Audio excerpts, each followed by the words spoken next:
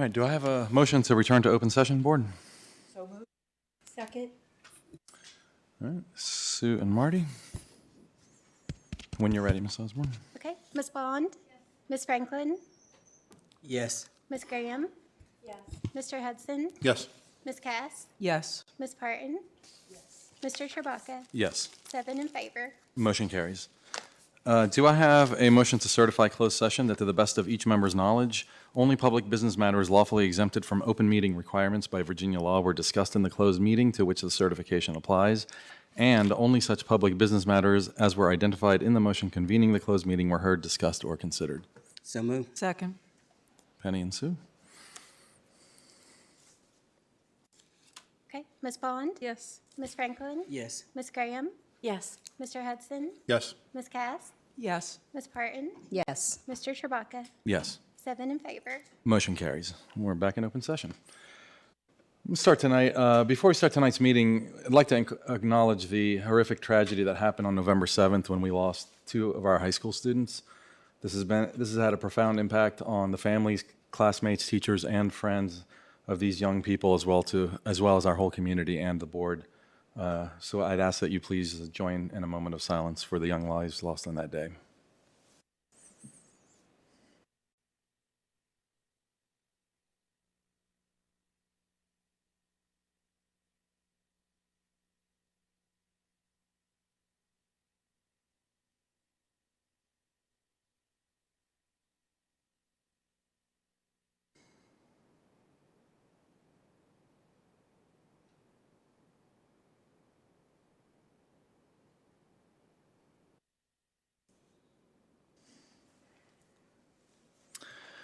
Thank you all. All right, next on the agenda, we have our MCPS mission and belief statements. Our student representatives tonight are Jomana Amin from Christiansburg High School and Naomi Ramos Mendoza from Eastern Montgomery High School. Will you all please read our mission and belief statements?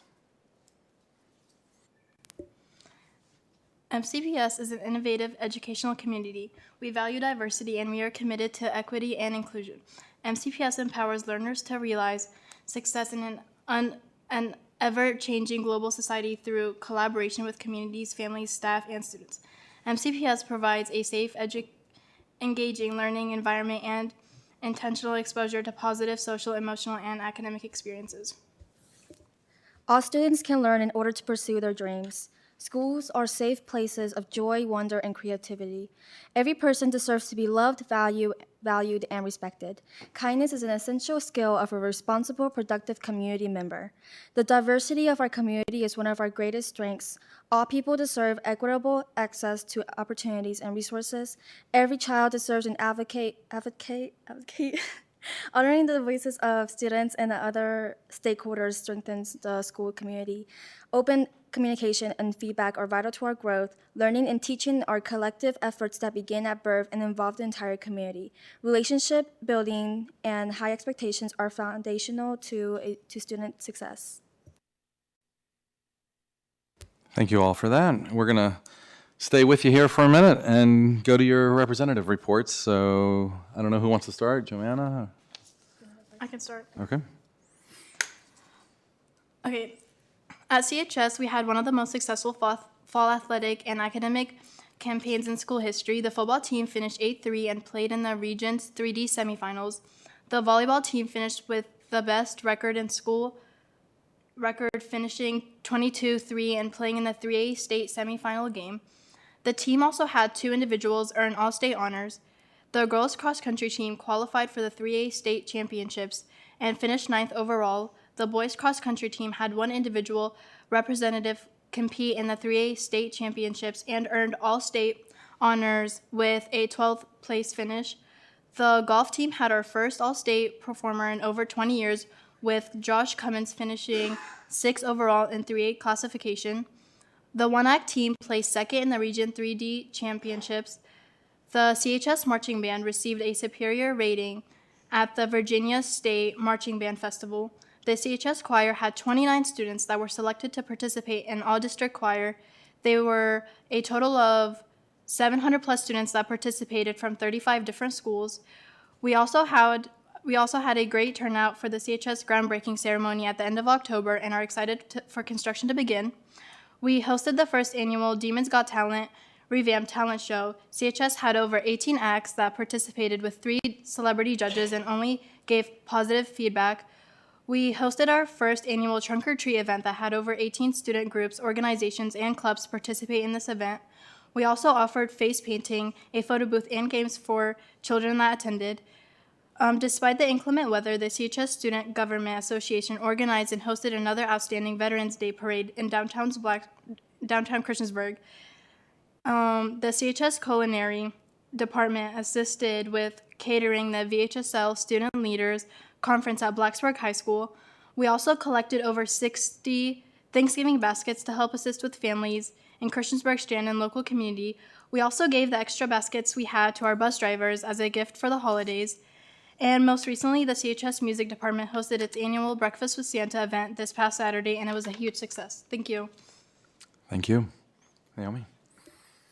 Eastern Montgomery has been on a roll with implicating new events for its students, such as CTE Takeover Day, for which occurred on November 6th. On this day, students were presented with 20 careers and were given the opportunity to talk to people who were in those selected fields. For Thanksgiving week, EMHS gave students the opportunity to express things for which they are grateful for during their Mustang block. And we had a gratitude tree where students wrote their response on a leaf and was on display for others to see. It turned out to be a very heartwarming experience for many. Before Thanksgiving break, our Interact Club hosted a canned food drive, which started on November 1st and ended on November 10th. We ended up raising 614 canned food items. We were able to donate these items to the Montgomery County Christmas store, in which they will be sent out to families in need during the holidays. And our Beta Club has volunteered to work with our teachers and staff on our Angel Tree project, which provides items that have been brought in to help out randomly selected angels in the community. Our EMHS medical students organized a health fair yesterday on the 4th. They were able to present health stations and education to their peers and teachers. As for sports, our cross-country team competed in states on November 11th. They had a very beautiful send-off from the high school by family, friends, and members of the community. The boys' team came in 4th place as a team, and the girls came in 6th place as a team, with 2 runners placing high enough to be recognized with medals. Upcoming events will include and end of course SOL testing on the 18th, 19th, and 20th of December. As we approach our last instructional day of December 15th, our SGA club will organize a necessities drive as well as a holiday spirit week and cookie decorating stations, all leading up to Christmas break, hopefully relieving some stress some students have built up trying to get everything done and turned in before the end of the semester. I would like to personally say that this first semester has been full of new experiences and a roller coaster for many, but I'm confident as seniors are excitedly awaiting our upcoming semester. Thank you. Thank you, Naomi. All right. Next, we're moving on to our honors, awards, and recognitions, and we're going to start Mr. Simpson's going to start us off with our seniors of the month.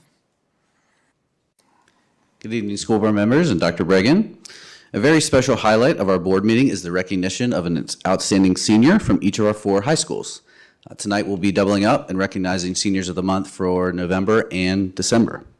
Photos and leadership profiles will be displayed on the screen during this presentation and will also be on display in the lobby of the central office.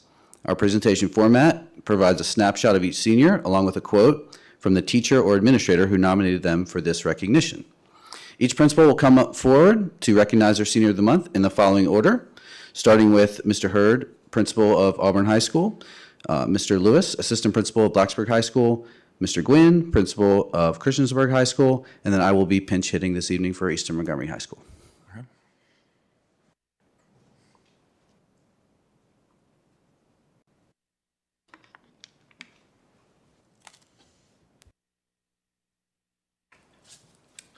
Good evening. The November Senior of the Month for Auburn High School is Stacy Lewis. So if Stacy can come join me at the podium.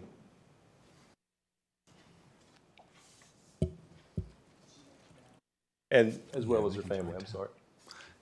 Come on up, Mom and Dad.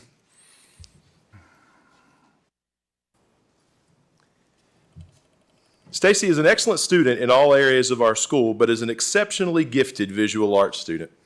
She's excelled in Art 1, Art 2, ceramics, photography, painting, and is slated to take the 2D Art AP exam this spring. Stacy is a natural leader and has served as National Art Honor Society officer for the past 2 years, this year as president. Stacy has also been an excellent athlete at Auburn High School, as well as she has been a member of 4 state championship volleyball teams and was named first team All-State this past year. She's also an integral member of the indoor and outdoor track teams and soccer teams, rarely having a free moment. Stacy's had a tremendous impact during her time at Auburn in the classroom, on the playing courts and fields, and as an artist.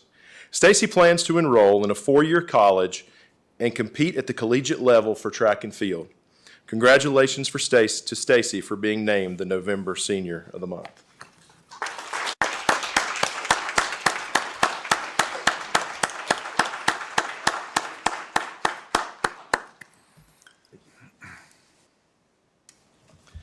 Now on to December. The December Senior of the Month for Auburn High School is Rayanna Weeks. If Rayanna and her family can come join me at the podium.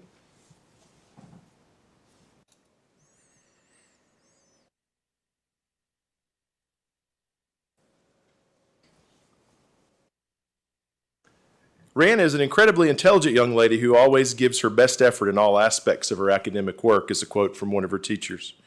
Rayanna has shown to be a positive role model for her peers and has shown real leadership qualities in the classroom and as a member of the marching band.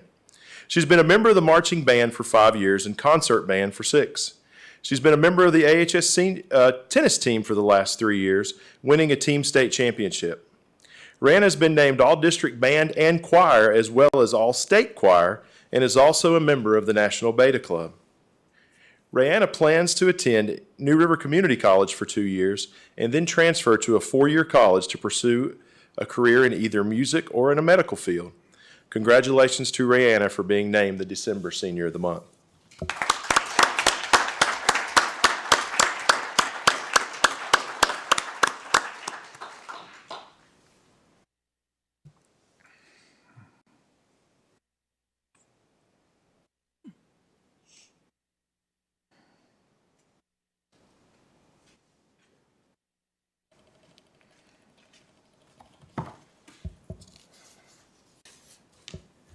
Good evening, Chairperson Chewbacca, board members, and Dr. Bragan. It is my honor to introduce to some and present to others our November Student of the Month, Ms. Nezreen Kadiri, if she's here, which I did not see her and I don't believe she is. But if it pleases the board, I would still like to read the statement that the faculty wrote about her. Please. Nezreen has been one of the most exemplary students every single month since I first met her in August of 2021, when she was enrolled in French 3. Now a student in AP French Level 5, Nezreen continues to model high-quality work in everything she does and raises the caliber of our learning community, all while encouraging every classmate in their own language acquisition journey. Nezreen joyfully goes above and beyond in both spoken and written language production, asks astute and insightful questions eliciting high-level learning, and makes intricate connections within the subject of French, as well as other disciplines and beyond the classroom.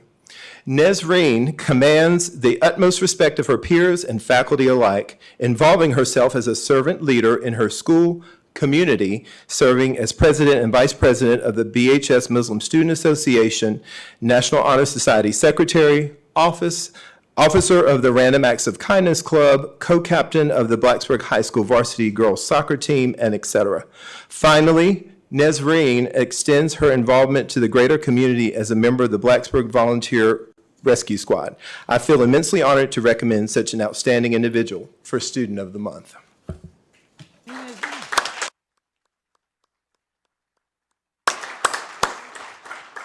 At this time, our next Student of the Month, Felix Hooper and his family, if they would come forward and join me, please.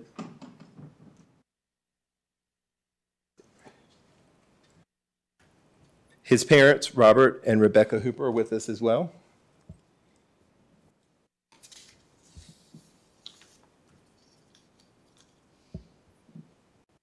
Felix brings a vibrant energy to class every day. He comes ready to learn and provides thoughtful contributions to all class discussions. Felix is quick to help and support his fellow classmates if they have questions or need someone to explain an idea or concept. Felix excels in the fine arts. He is a dedicated performer for our theater program.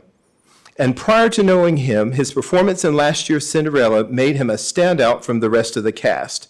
He was able to translate his theater and acting background to our Constitution unit from earlier in the year.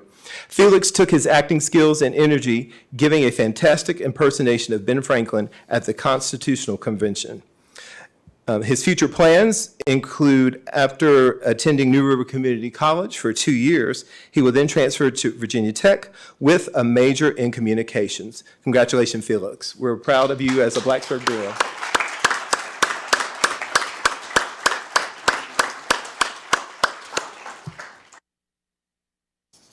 There you go. There you go, sir. Thank you. Thank you.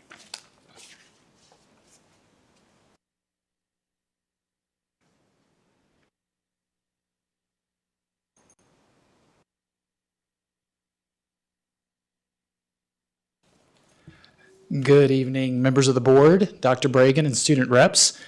It is my pleasure to introduce the November Senior of the Month for Christiansburg High School as Brody Blunt. I'd like to ask Brody and his family to please come forward at this time.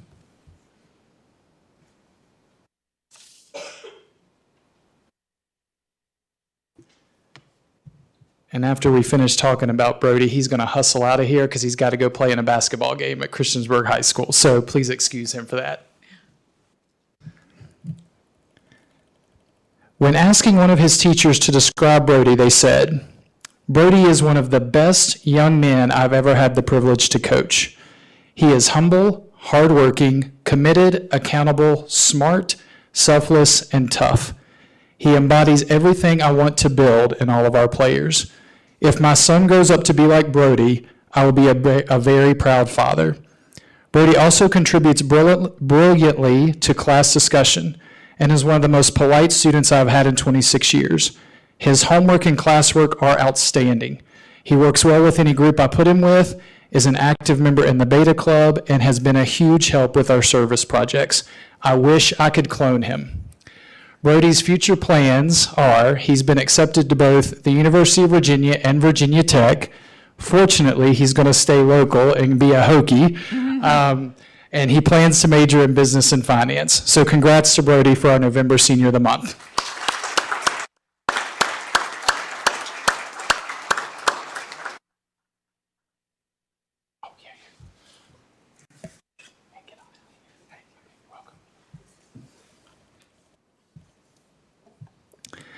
For our December Student of the Month, Christiansburg High School would like to recognize Miss Ruby Bowling. Could Ruby and her family please come to the front, please?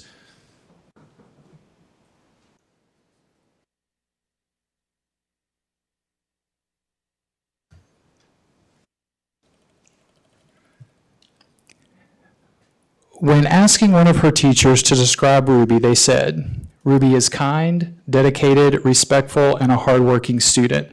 She always has great ideas to contribute and is engaged in class discussions. Ruby goes the extra mile to ensure she will be successful with her classwork and assists others that need help. Ruby is a joy to have in class and brings positive energy wherever she goes."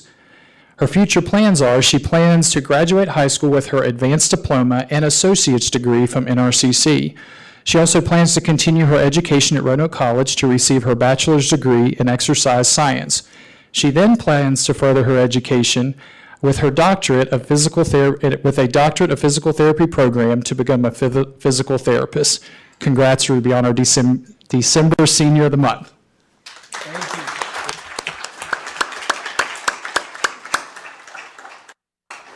Thank you all. Thank you. The Eastern Montgomery High School Senior of the Month for November is Caden Roop. Caden is here with her family, and I asked them to come forward at this time.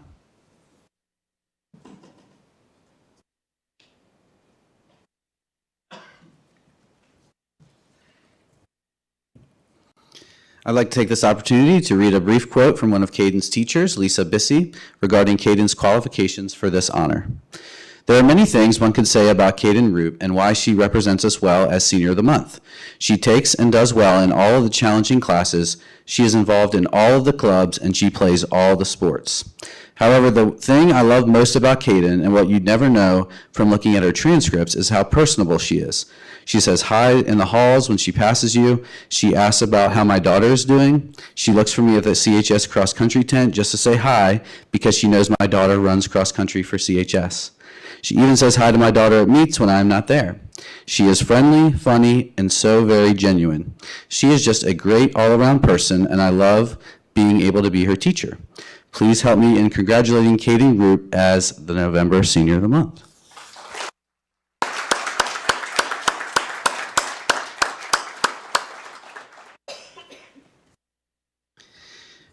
Next up is the December Senior of the Month for Eastern Montgomery High School, Zay Guthrie. Zay and his family are unable to be here this evening, but we wanted to move forward with the recognition. Like Caden, Zay is a perfect example of what a Senior of the Month should be, evidenced by the following quote from one of his teachers, Jenny Brown.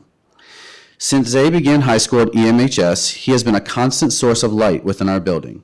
Zay has never met a stranger. Throughout each day, he happily greets all of his teachers and peers, regularly paying them compliments. It is not a stretch to say that interactions with him in the hallway have made some people's bad days better. He always displays grace and kindness. Zay is creative, works hard in and out of class, and as another teacher stated, has the spirit every teacher loves in a student. Additionally, he demonstrates admirable school and community citizenship as the sole operator of the EMHS recycling program for the past 2 years. In short, Zay is an example of what Mustang spirit is all about. After graduation in May, Zay wishes to return for the Virginia Tech on-campus transition program, where he will further develop his academic, vocational, and independent living skills. Zay dreams of a career in which he will be able to help others. He can see himself working with younger kids or in a support role within a healthcare system. It is without a doubt that wherever he ends up, he will continue to brighten the days and lives of those in which he encounters. We are proud Zay is a Mustang. Thank you and congratulations, Zay.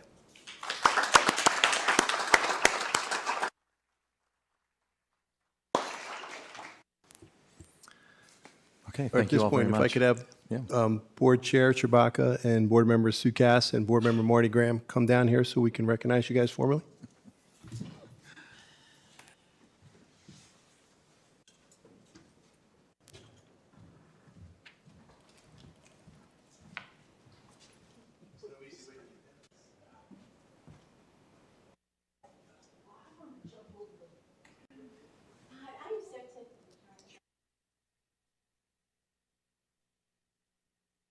could sing, I would sing.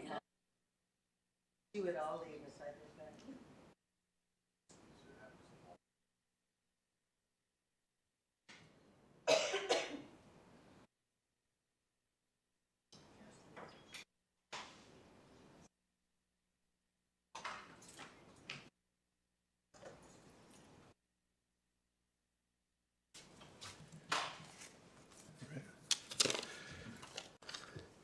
Thank you for that minor indulgence. School board members and members of the public.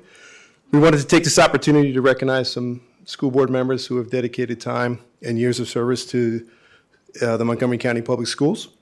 And first up would be Ms. Sue Cass, who served on the board since 2020 and was actually board chair for 2022.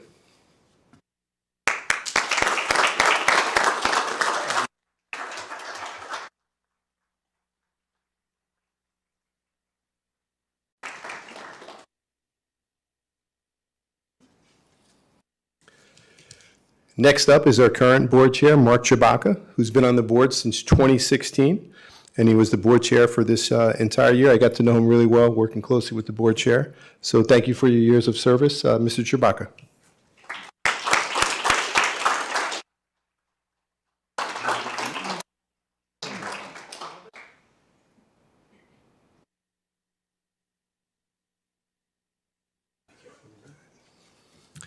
And last up for tonight's recognition is Miss Marty Graham, who's been a school board member since 2015, 2 times as vice chair in 2020 and 2023, and as the board chair for 2021.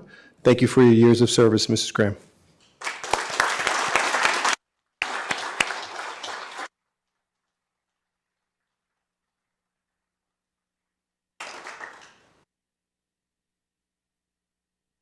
Okay, the board will now take a 10-minute break to thank our honorees for being here today.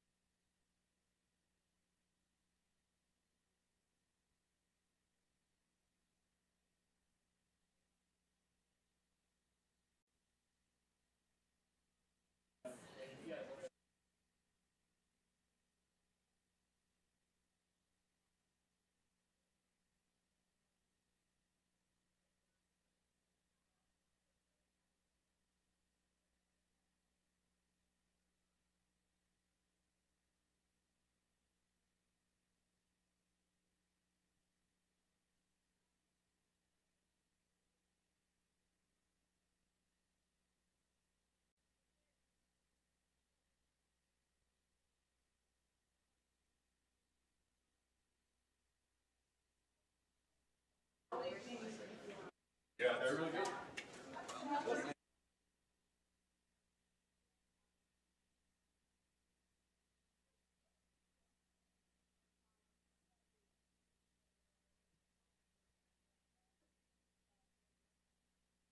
far, so good. You're doing good. Swear.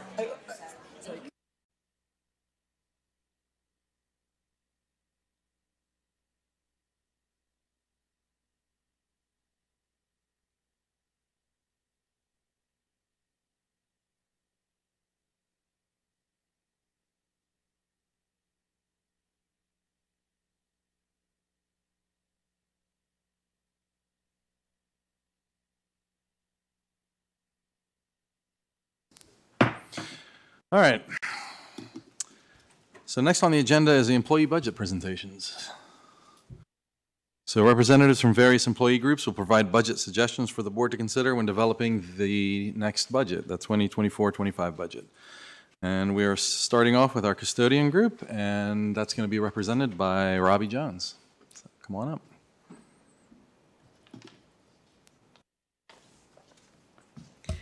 Good evening, Chair Tabaka, members of the board, Dr. Braken. I'm Robbie Jones, the custodial manager for Montgomery County Public Schools, and I'm standing in tonight for Chad Jones. He had a prior commitment. I want to start by thanking you for your support. I want to tonight to just remind you of the needs of the custodial department. First, I would like to discuss with you is equipment and supplies. We have not had any new equipment in 5 years. So much of our equipment is old and needs to be replaced as the equipment breaks down easily and we're without equipment until it's repaired. And I feel as though it would be more cost effective to buy new equipment. In addition to equipment being old and needing to be replaced, some schools just need equipment in general, and a lot of schools don't have the same matching equipment as other schools.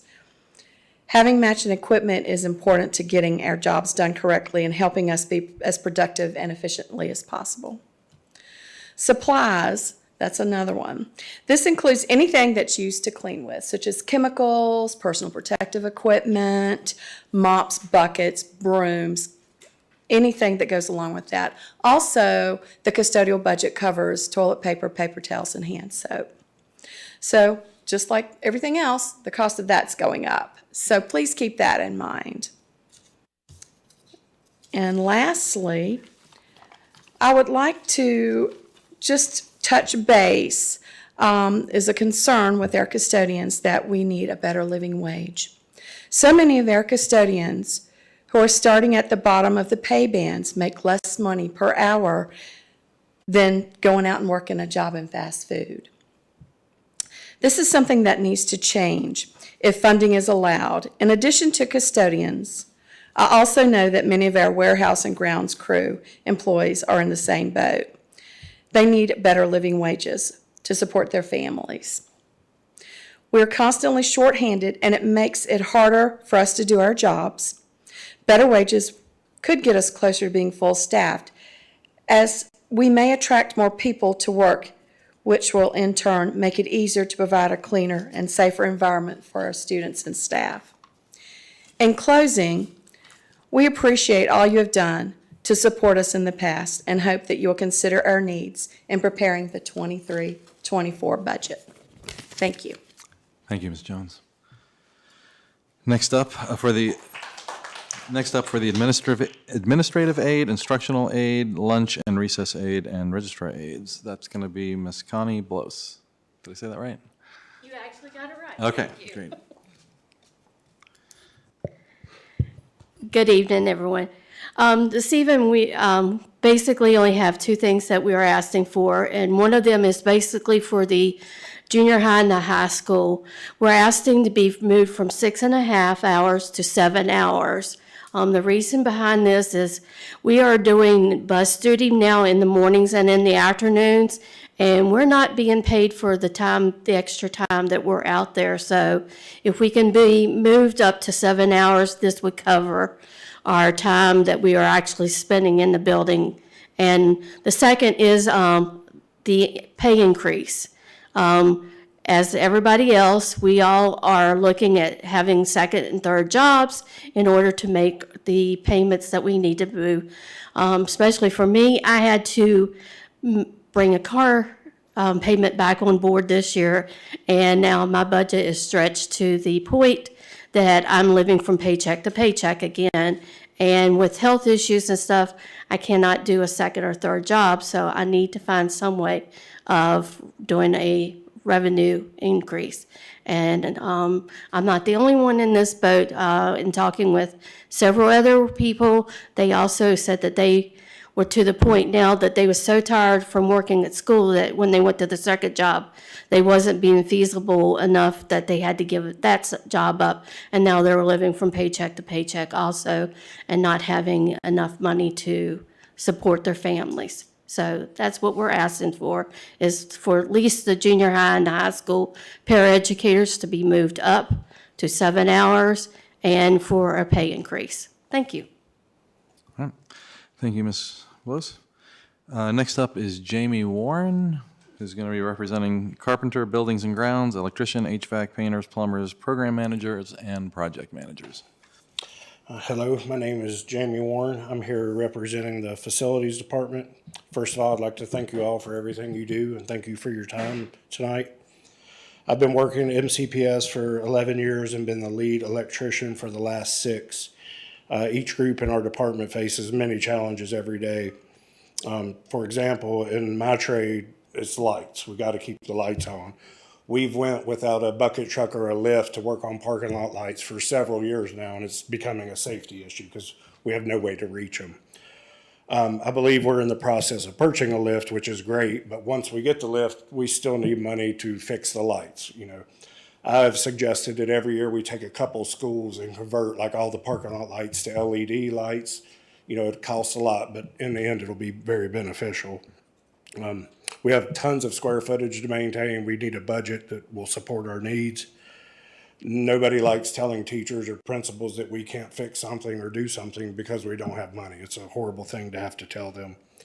Another group that's struggling with this is our building and grounds crew. They've been asking for new mowers for several years. I believe I was up here last year asking for mowers for them. They desperately need at least 2 new zero turns to replace the ones that are 12 years old. They're breaking down daily and the cost of repairing them is exceeding the value of the equipment. We've also lost 2 trucks in about 4 years ago that were never replaced. Those trucks are used for mowing and snow removal. When a snow or ice event hits this winter, we'll be down 2 snow plows and a salt spreader, which can be the difference between being out of school a day or 3 or 4 days if we don't have the equipment. Also, our HVAC department is facing a lot of challenges. The cost of their material and replacement parts. We need to be able to keep parts on the shelf in stock so that if something breaks, we don't have to wait weeks or even in some cases months to get a part to fix a heat or air conditioner. And I realize what we do, it kind of mostly goes unseen until there's a problem. But when there's a problem, we need to be able to fix it as quickly and efficiently as possible. And we need a budget that will help us do that. Thank you. Thank you, Mr. Warren. All right, next up we have Kim McGee, who will be representing bus aides, bus drivers, transport, and mechanics. Good evening, all. It's a pleasure to be here, and thank you for listening to our needs. After listening to some of the others, our transportation department, we're actually faring pretty well. We have a nice fleet of buses. When you compare us to other counties, our buses look pretty good. We've got some new buses, and even our old buses look pretty good. So thank you for that. I want to thank you all for the new bus washing machine that we were able to purchase, and it's been very efficient and effective. It saves water, it saves time, and it sure makes our buses look a lot better. And it makes us proud to drive around in clean, nice buses. And when I talk to my people, the most pressing need that we seem to have is we can't keep drivers. It's tough out there being a bus driver. And I think that maybe if we could offer the new people coming in maybe health insurance. When you ask people what they most want, that's the first thing they say, gosh, if we just had some benefits and health insurance, we'd be more likely to maybe stay or maybe entice more people to come and stay with us. So I guess our most pressing need would be maybe health insurance for our drivers and our aides. Thank you all very much. Okay. Thank you, Ms. McGee. All right, next we have Rachel Smith, occupational therapist, physical therapist, psychologist. Board members, good evening, and thank you for listening to our concerns and input this evening. My name is Rachel Smith, and I'm the lead speech therapist for MCPS. I represent interpreters, psychologists, BCBAs, and the occupational, physical, and speech therapists. We are all concerned about salary in next year's budget, and the group I'm highlighting tonight is the MCPS speech therapy group. I'm in my 7th year as a member of this team, and I'm extremely proud to work with such a phenomenal group. As speech therapists, we teach students from ages 3 to 21 strategies and techniques in communication areas from articulation sounds to language and augmentative communication devices. The speech therapist used to be on a teacher pay scale with no typical speech therapy stipend compared to surrounding counties. So 6 years ago, when they advocated for a typical stipend, them, along with the other groups I represent, were moved to a professional scale. While that seemed fine at first, our salaries have not seen the same increase as others. And now our first-year speech therapists, who are required to have a master's degree and pass rigorous assessments just to practice, are making around $4,000 less than an MCPS first-year licensed teacher with a master's degree. What's even more alarming is their salary is $1,700 less than an MCPS first-year licensed teacher with a bachelor's degree. So I'm just going to repeat that. The first-year speech therapists who have to have a master's are making $17,000 less than a teacher with a bachelor's. And they know that, and they're not coming. So compared to other counties in our area, MCPS is not competitive. Beginning speech therapists in other counties make anywhere between $4,000 to $14,000 more. And it takes 11 steps, equivalent 11 years, to get to the level that would be with the teacher with the master's. These low salaries have greatly impacted our recruitment and retention. We've lost 9 speech therapists in 3 years, due in large part to salary, and we're only a 9-person team. We began this year down 3 therapists, which has increased our caseloads and decreased time with our students. We have had to contract out and hire teletherapists to work with the majority of our 3rd through 12th graders in a virtual environment. We've also had to hire speech instructional aides to go and get students from their classes for their online speech sessions. So 2 versus the 1 in person. If we cannot compete with neighboring divisions, we will continue to lose in-person therapists and pay more for less effective and efficient therapy. The communication needs of our students are important, and MCPS needs to be able to recruit and retain good speech therapists. And we're not alone. The other groups I represent can tell you a similar story. I ask you to please remember therapists, psychologists, BCBAs, and interpreters when working on budget changes for next year. Thank you. Thank you, Ms. Smith. Next up, we have Tracy Martin representing the nurses.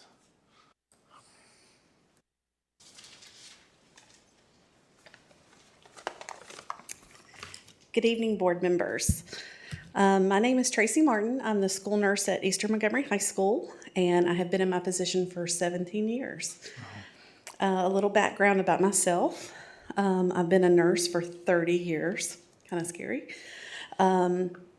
with an ER background, and since working for Montgomery County Public Schools, I've actually continued to work on an as-needed basis at the local ER in Blacksburg, mainly for 2 reasons. One was to supplement the cut in pay that I was taking.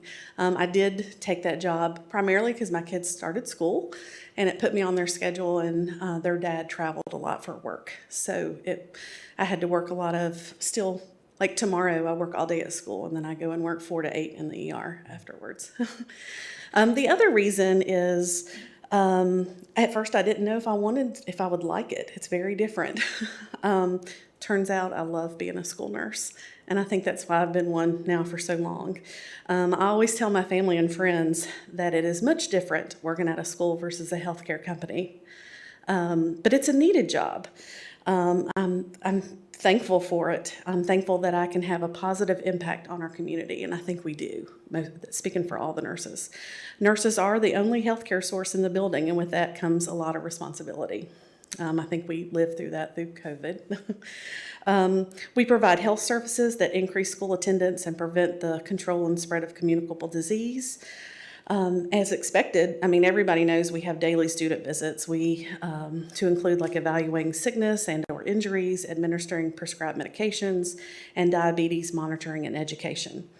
In all the schools, we have state-required hearing and vision screenings and provide key referrals to parents and help utilize community resources to help our students. For example, like getting glasses, getting to those specialists that they need to get to, or kind of case managers per se. School nurses help our schools stay accountable. We prompt compliance with federal and state laws, which include verification of physicals and immunizations for children. We also play a key role in the evaluation and treatment for plan of concussions.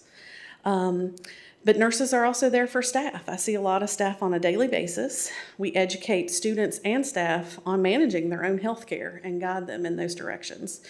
We also are CPR instructors. We provide CPR certification for all staff and coaches for licensing and for VHSL requirements.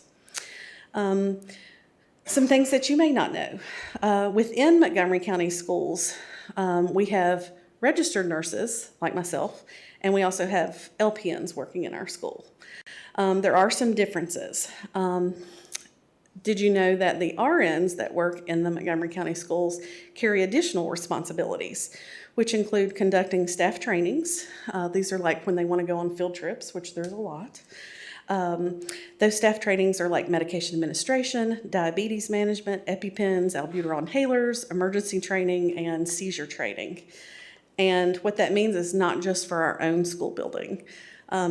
For the example, myself, I actually trained all of Eastern Montgomery Elementary before I even did my own trainings at my own school, because LPNs cannot do it. They have to work under the supervision of an RN. Another thing that the RNs only can do is we generate funds by completing Medicaid billing, and future billing with other insurance companies is actually coming down the pike now. RNs also do the TB screenings for new employees. Do you know also that all of our school nurses only get paid for a 6.5-hour workday? Now show me one that just works those hours, and I'll use myself for an example. Do we choose to be at school for the whole day, or is it more important to have the nurse there like when school starts, or stay until all the children are on the bus safely? I mean, that's hard to make a decision, and sometimes I'm there before a lot of people in the building and I leave late. You have to stay and wait for that kid to be picked up from a parent, who they were too sick to ride the bus. Or they got injured, right in PE at the end of the day. Also, do you know for several years now within our school nurse family, we have designated team leaders. We have a team leader for high school, which is myself. We also have a team leader for middle schools and elementary schools. What does that mean? Well, we put these into place so nurses would have someone to run questions and concerns through without 20 nurses trying to contact our lead nurse, who's very busy himself. We get no extra compensation or stipend, but we do this because we are team players and we like being a team. Remember, we're the only healthcare person within our buildings. Just like everyone else, nurses have to be off from time to time for work, like illnesses, appointments, anything like that. Right now, we only have 7 substitute nurses and really only 4 that are working on any type of regular basis. We need subs. It is important that we have a nurse in every building. We not only utilize subs for when we need to be out, but we also use subs to help with those state-required health screenings. And they also help the 4 larger schools whose nurses are barely treading water because of the sheer student body size that they serve. One of the reasons for lack of subs, just like everything else, it's the lack of money. Right now, Montgomery County Public Schools pays an RN substitute $26.51 an hour and LPNs $25.24 an hour. Pulaski County, right next door, pays RN substitutes $30 and LPN subs $25.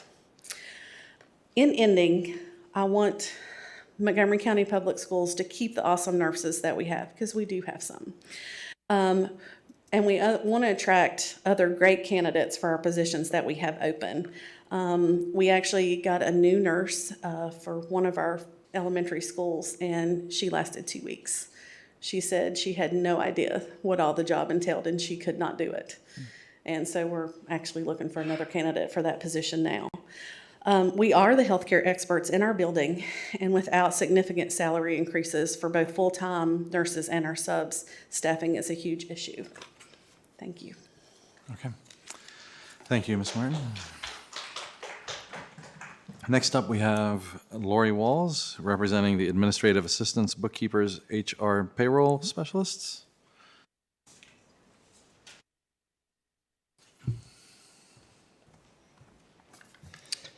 Good evening. My name is Lori Walls, and I represent administrative assistants, bookkeepers, human resource specialists, and payroll and benefits specialists. I would like to thank the school board for giving me the opportunity to speak tonight on behalf of my employee group. I would like to thank the school board, Dr. Bregan, Dr. Whitaker, Danny Knott, Dr. Widener, for fixing our years of experience from 2 for 1 to 1 for 1. This makes a huge financial difference for your loyal employees. They, along with the other employee groups here tonight, are what makes Montgomery County special. We have the most wonderful support staff any county could ever have. I can honestly say that because I've worked with them the last 27 years. You have the best. I could not have done my job without them. They have trained me and have always been there to support me, whether it was building a schedule, saving a lunch for a student who missed lunchtime, cleaning up after a student who just got sick in my office, fixing a Chromebook or my computer, finding a lost lunch on a bus, delivering the mail so I could get my reports to the central office in a timely manner, delivering supplies, hiring those wonderful workers, or giving me a paycheck every month. They are the kindest, most hardworking people I know, while always coming in with a smile on their faces and a warm greeting for all of us. I have observed this in the school and now in my work at the school board office. They give 100% and would do anything for us. These employees are your foundation. They work tirelessly every year to make sure our schools are staffed, our students are registered, fed, picked up, dropped off each day, supplies are ordered and delivered. All employees are paid, our buildings are cleaned, our devices are working properly, and equipment is repaired, all of which gives our students and staff a great opening to the school year. They continue to maintain that level of care throughout the school year and into the summer. Their responsibilities never end, and they do give them all with such grace. I would like to ask that we revamp our salary scale. We've been requesting this change since the school year 2009-2010. At that time, our beginning salary was $11.17 per hour for school administrative assistants and $11.54 an hour for bookkeepers, payroll, central office administrative assistants. Instead of a new salary scale, we received pay bands, and in some cases, people actually lost the income they would have gained had the steps remained in place. Thank you for restoring our steps. The steps alleviate placement interpretation for new hires. With that being said, comparing the current salary of $13.49 per hour with the one in 2009 of $11.17 per hour, our employee group has increased by only $2.32 per hour over the last 14 years. When we compare teachers' current salary of $31.92 per hour to the 2009 amount of $21.29, we see that they received an increase of $10.63 per hour over the same time period. Over the years, we, along with the other employee groups, have received a percentage increase. MCP is great about giving everyone the same increase. The problem is, over time, the scales become skewed, and a 5% of our salary compared to a 5% of a teacher puts an even greater divide in the rate of growth between the employee salary scales. The teacher scale grows at a much higher pace than ours. It has been 14 years, and the need to fix the salary scales for your support staff is great. Therefore, we are asking for a new scale proposed in the handout.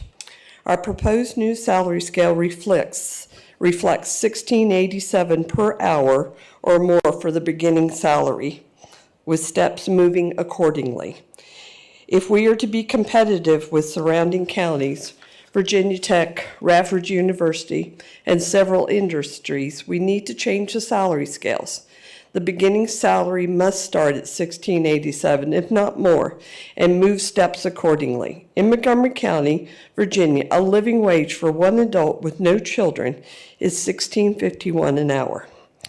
The second request would be to place anyone who's a bookkeeper on the bookkeeper salary scale. For example, an elementary school administrative assistant is not considered a bookkeeper, yet she handles all the bookkeeping responsibilities for the school, is audited yearly, and does this along with all the other office duties. A huge amount of money is not required to make this change and acknowledge everything they do. At the middle and high school levels, these same responsibilities are shared by 4 to 5 different people. Thank you for all you do for the students, staff, and faculty of MCPS. I know and appreciate that you do the best with the money that you receive from the Board of Supervisors and the state. Thank you for your time. Thank you, Ms. Walls. All right. Next up, we have Tara Almoni, representing technology. Did I pronounce that right? You did. Close enough, Almoni. That's great. Thanks. Chair Chewbacca, members of the board, and Dr. Bragan, my name is Tara Almoni, and I am a systems analyst in the technology department. Let me start this evening by thanking you for all that you do for our students, teachers, and staff in Montgomery County Public Schools. I also want to ask that you please bear with me because public speaking is not my forte. I'd like to provide you with an overview of our department and what we are currently working on for the division. Our computer department is divided into the PC team and the Chromebook team. The PC team maintains all computers and related equipment. They are preparing for the installation of new computers and monitors at the middle schools because the old computers cannot support Windows 11. Windows 10, which is currently installed on all computers in the buildings, will reach its end of service life by next year. Therefore, the PC team will need to implement Windows 11 on all computers throughout the division. They are preparing for two-factor authentication when logging into computers and programs using Google logins. They are also working to implement Raptor Alert, which is a security alert system at all buildings throughout the division. The Chromebook team maintains and repairs all Chromebooks. This is a constant task because we currently have 15,000 Chromebooks in our console. Montgomery County Public School provides Chromebooks to all students, teachers, and a majority of the other staff members. We have a part-time staff member that maintains the Chromebook helpline.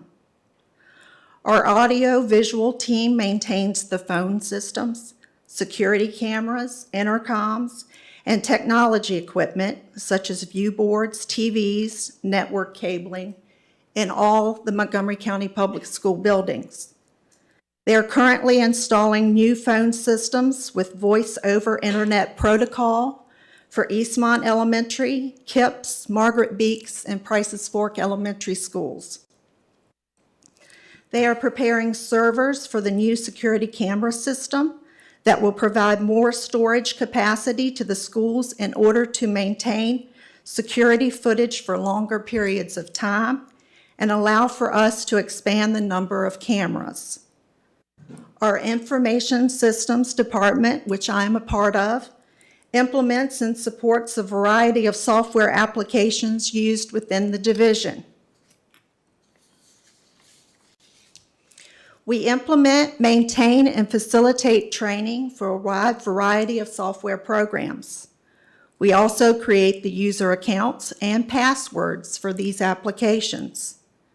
Examples include PowerSchool, which consists of the Student Information System, Teacher Gradebook and Parent Portal, Google Mail, testing programs such as benchmark testing, Performance Matters, textbooks programs like McGraw-Hill and Scholastics, the Employee Self-Service, Destiny, the library program, and other educational software.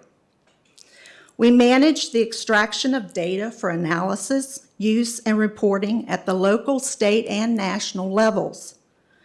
The local level includes data requested by members of the school board and staff at the school board office. The state level includes state reports to the Virginia Department of Education. We just finished the student record collection report that provided the average daily number that is used for the VDOE and Montgomery County Public Schools for budgeting purposes. We are currently working on the master schedule collection, which includes the personnel and licensure report that the VDO uses to verify that our teachers are endorsed in the classes that they are teaching.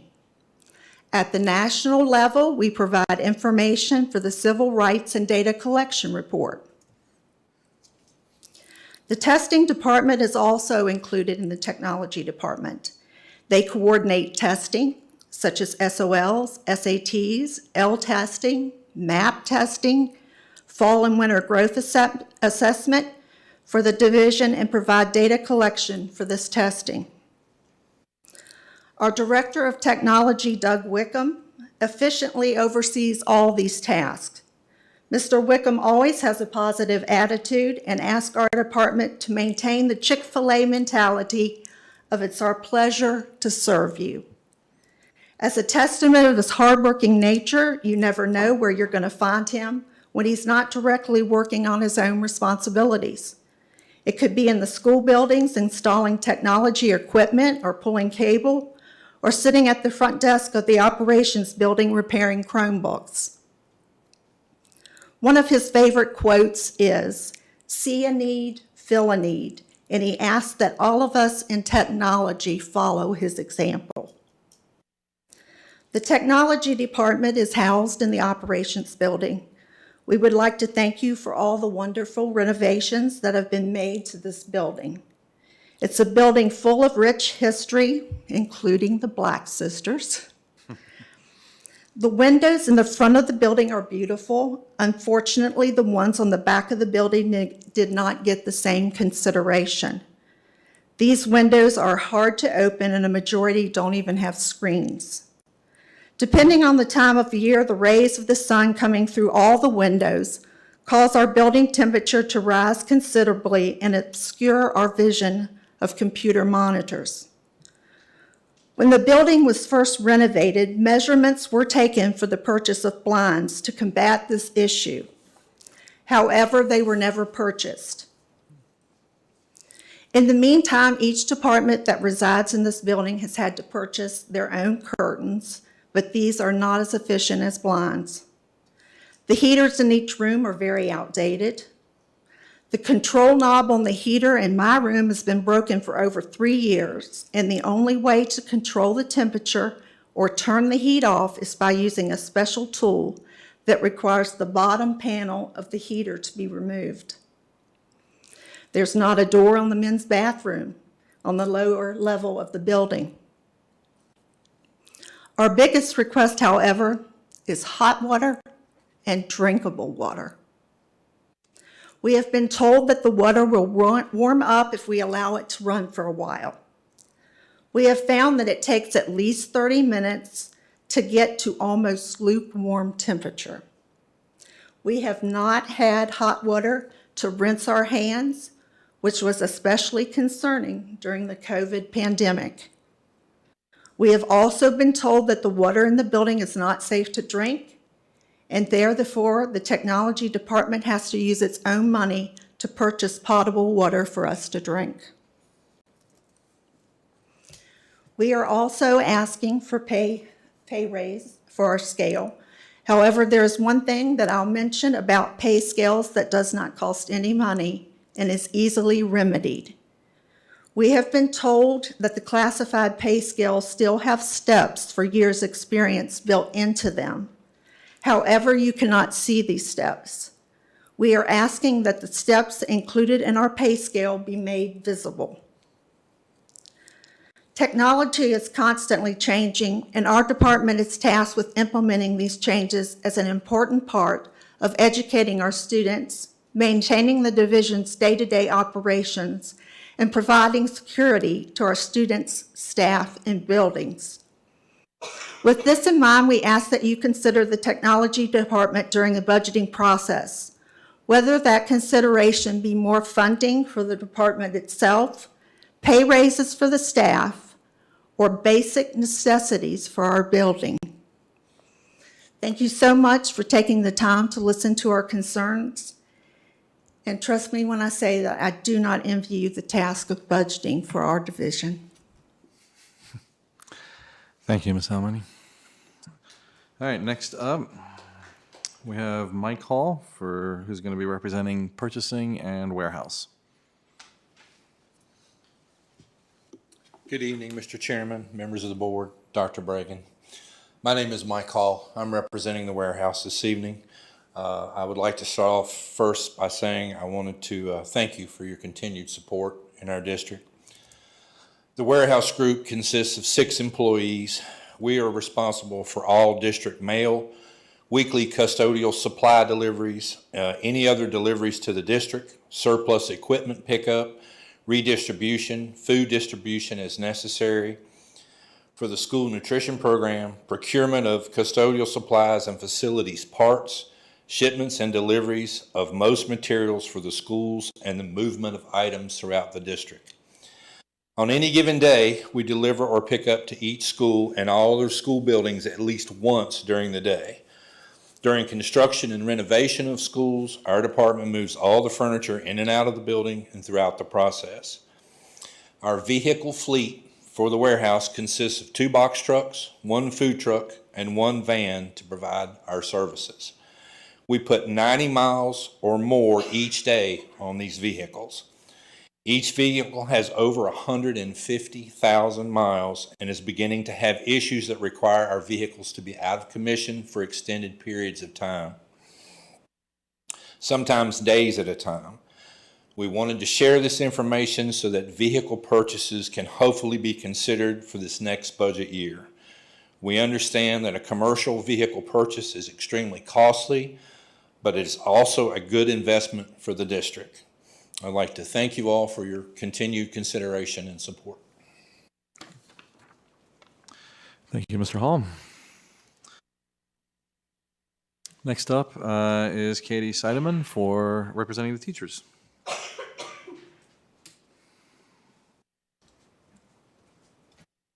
Good evening, Chair Trabaka and members of the board. My name is Katie Seidemann, and I am the president of the Montgomery County Education Association. Thank you for inviting me to speak to you tonight. Before I make my presentation, I'd like to thank my colleagues for their work and their presentations this evening. I ask that you listen to their needs and honor their requests as best you can. Thank you for the opportunity to speak on behalf of our MCEA members regarding the budget. A successful school division requires a strong team of professionals working together to achieve the best working and learning conditions possible. I will discuss 5 budget-related areas that we believe are important to the continued success of Montgomery County Public Schools. Number 1, salary. The MCEA fully supports Dr. Bragan's proposed 5% salary increase for all employees. This enhancement will continue to allow MCPS to be competitive when it comes to attracting and retaining highly qualified individuals. As you are well aware, inflation continues to be a major problem. Many of our employees are single-income households with massive amounts of student loan debt. When the costs of basic goods and services increase, it can in turn cause financial stress if salaries remain stagnant. We need at least a 5% enhancement to counteract increasing inflation. Inflation, however, is not the only reason 5% is reasonable. MCPS employees have gone and continue to go above and beyond the call of duty. Not only have educators adapted to the current and previous situations, but they have done it with professionalism, enthusiasm, and care for students. Virginia's average teacher salary is $6,787 below the national average, which in turn ranks our state 25th nationally in regards to teacher pay. Additionally, teachers in Virginia are paid an average of 67 cents for each dollar paid to their similarly educated peers in other professions. MCPS is not an exception to this pay gap. As the overwhelming majority of our employee representatives have stated tonight, our employees deserve a living wage. Ensuring a living wage for our employees can make the difference between remaining an MCPS employee and not. Our employees are working professionals and they deserve to be paid like it. A strong budget is a people-first budget. We ask that you honor the proposed 5% salary increase. Number 2, health insurance. Once again, we are requesting no increase in healthcare costs for the upcoming school year. We are thankful to Dr. Bragan and his office for working to keep benefit costs the same by coming up with creative and manageable solutions. We ask that you keep front of mind that any increase in health costs will ultimately be a pay decrease for our hardworking employees. 3, health and safety. The health and safety of all students and employees is vital to our division's success. We ask that you always keep this in mind, especially when considering student behavior within the school day. Our employees are often asked to manage student misbehavior at the expense of their mental and even physical health and well-being. We ask that funding continue to be considered to support and expand student services, including licensed counselors, special education teachers, and special education aides. Thank you for always making health and safety a top priority. 4, RIHIP. The MCEA supports the continued extension of the RIHIP program in order to attract and retain high-quality substitutes. It is no secret that former teachers make the best substitutes. The MCEA supports giving retired teachers the ability to maintain health insurance until they are 65 or Medicare eligible, so that they can continue to support Montgomery County. And lastly, collective bargaining. I would like to thank the board for finally granting the employees of MCPS a meaningful seat at the table by voting to allow all employees the ability to collectively bargain. I would also like to thank Dr. Bragan and the board for the productivity and support during our most recent negotiations. We look forward to ratifying a contract in the near future. School divisions that collectively bargain have higher student learning outcomes and employees that are satisfied with their working conditions, which in turn means that they remain in Montgomery County. When employees have a meaningful outlet to be seen and heard, great things can happen. We encourage the board to continue supporting the right of all MCPS employees to collectively bargain, and we look forward to bargaining in good faith with the members of the school board long into our future. The MCEA is grateful to the MCPS administration and to the school board. We appreciate the hard work that you do every day, and we are thankful to be given this opportunity to speak regarding the budget. As professionals entrusted to teach generations of educated citizens, we ask that you continue to make a significant investment in our students and our staff members. Thank you for your time. Does the board have any questions for me? Thank you.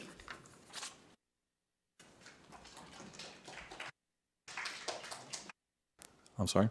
And finally, we have Michelle Motz, who will be representing the nutrition area.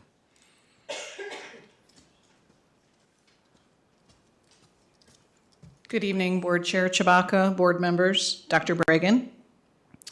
Our school nutrition representative was unable to attend tonight, so I'm here in her absence. But it sounds like I'm going to be talking about a common thread that we've heard here tonight, which is staffing.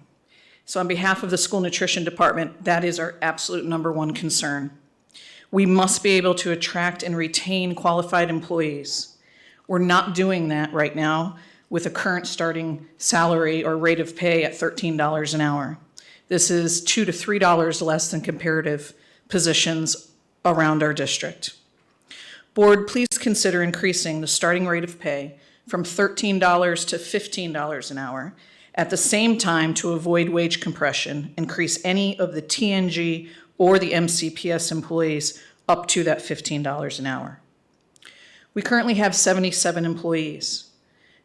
We currently have 13 open positions because our goal is to be staffed at 90. Our managers are some of the best I have seen in 15 years being in K through 12. They deserve fully staffed kitchens. Our students deserve the best food service program possible. And I'm going to end by just saying again, we must attract and retain great employees. Thank you for letting me speak this evening. Thank you so much, Ms. Nuts, and thank you to everyone who spoke tonight on behalf of the employee groups. Obviously, the board cares very much about all of our employee groups, and hopefully the board will be having some more conversation about that later, especially as we get into our budget next year. All right, the next item on our agenda is public address. We welcome the opportunity to hear from students, parents, employees, and community members about education matters in our community. As a reminder, the board sets aside 30 minutes to start our public address, and we have the option to extend in 30-minute increments, which Ms. Osborne will remind us of. If there are additional speakers after 90 minutes, the board will continue with their business meeting and hold one additional 30-minute session at the end of the business meeting. The clock continues through applause and disruption. So the more disruptions there are, the fewer speakers who may get to address the board. I'll call up each speaker by name in the order they signed up. Each speaker will have 3 minutes to address the board. As a reminder, the board does not respond to speakers during public address, and the screens will show when the speaker has 30 seconds remaining and when the time is up. Please state your name and the area of the county where you live in. The first speaker is Nicholas Fisher. And after Mr. Fisher will be Karen Fisher.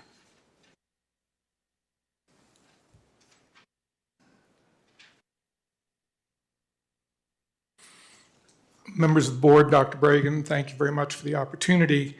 I am related to Karen, just so you know that, and we are both for 55 years. So anyway, I'd like to talk to you tonight about the recent violence that's happened to kids. Both students who died on October 18th in Blacksburg were victims. Both families are grieving. Both deaths leave us with many questions and concerns. Key among them is, do we have the services and the resources to respond to the signs that this might happen?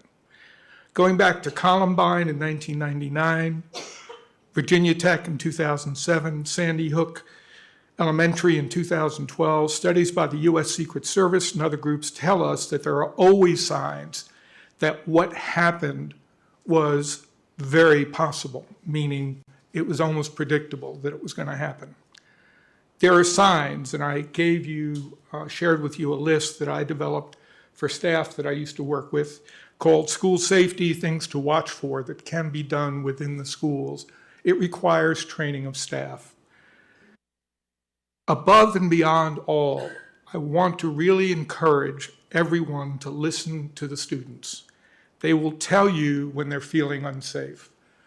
Every time I've worked in a school or a school system, the students talked to staff they trusted and let them know that they were frightened, that a weapon was coming into the building, and they didn't want it there. Efforts at preventing such tragedies in the future must be community-wide efforts where people work with others outside their silos, working together to address issues such as suicide prevention, mental health, grief counseling, gun safety, and violence prevention. This has to be across institutions in this community. Schools cannot do it alone. It has to involve universities, healthcare agencies, social service agencies, and others. Finally, I want to say thoughts and prayers are not enough. Action is absolutely critical. Thank you very much for your time. Thank you, Mr. Fisher. Next up is Karen Fisher, and after Ms. Fisher will be Jennifer Poff Cooper. Thank you for this opportunity to speak. It's been 1 month. I'm sorry, Ms. Fisher, can you state your name and the sorry. area of the county where you're from? Sorry. Karen Fisher. I reside in Blacksburg with thank Nick you. Fisher. So it's been a month since we suffered the violent deaths of 2 Blacksburg teenagers. Their families, friends, peers, teachers are no doubt haunted by a question: what could I have done to prevent their deaths? But the better question for all of us is, what could we all together have done? Too often, violent deaths in a community lead to nothing changing, nothing done to prevent future violence. But let us be the change and work hard to prevent future violence. I emphasize, like Nick said, this task is on all of us, the whole community, not just the schools, not just you. We must approach the prevention of violence from many angles, but I will focus on preventing gun violence because it's personal to me. A year ago, I got a call from a close friend who was sobbing. Her 4-year-old grandson had shot and killed himself in the back seat of the family car. He was next to his 2-year-old sister, and Mom was in the front seat. Dad had left to go into the store. My friend's grandson found the father's semi-automatic pistol in the backseat area of the car. It was not secured. It was not locked. But for the gun, my friend's grandchild would be alive today. But for the gun, would our Blacksburg teens still be alive today? My answer is yes, quite likely. Our Blacksburg shooter got his gun from someone, somewhere. How? We don't know. Yet, did he buy it illegally?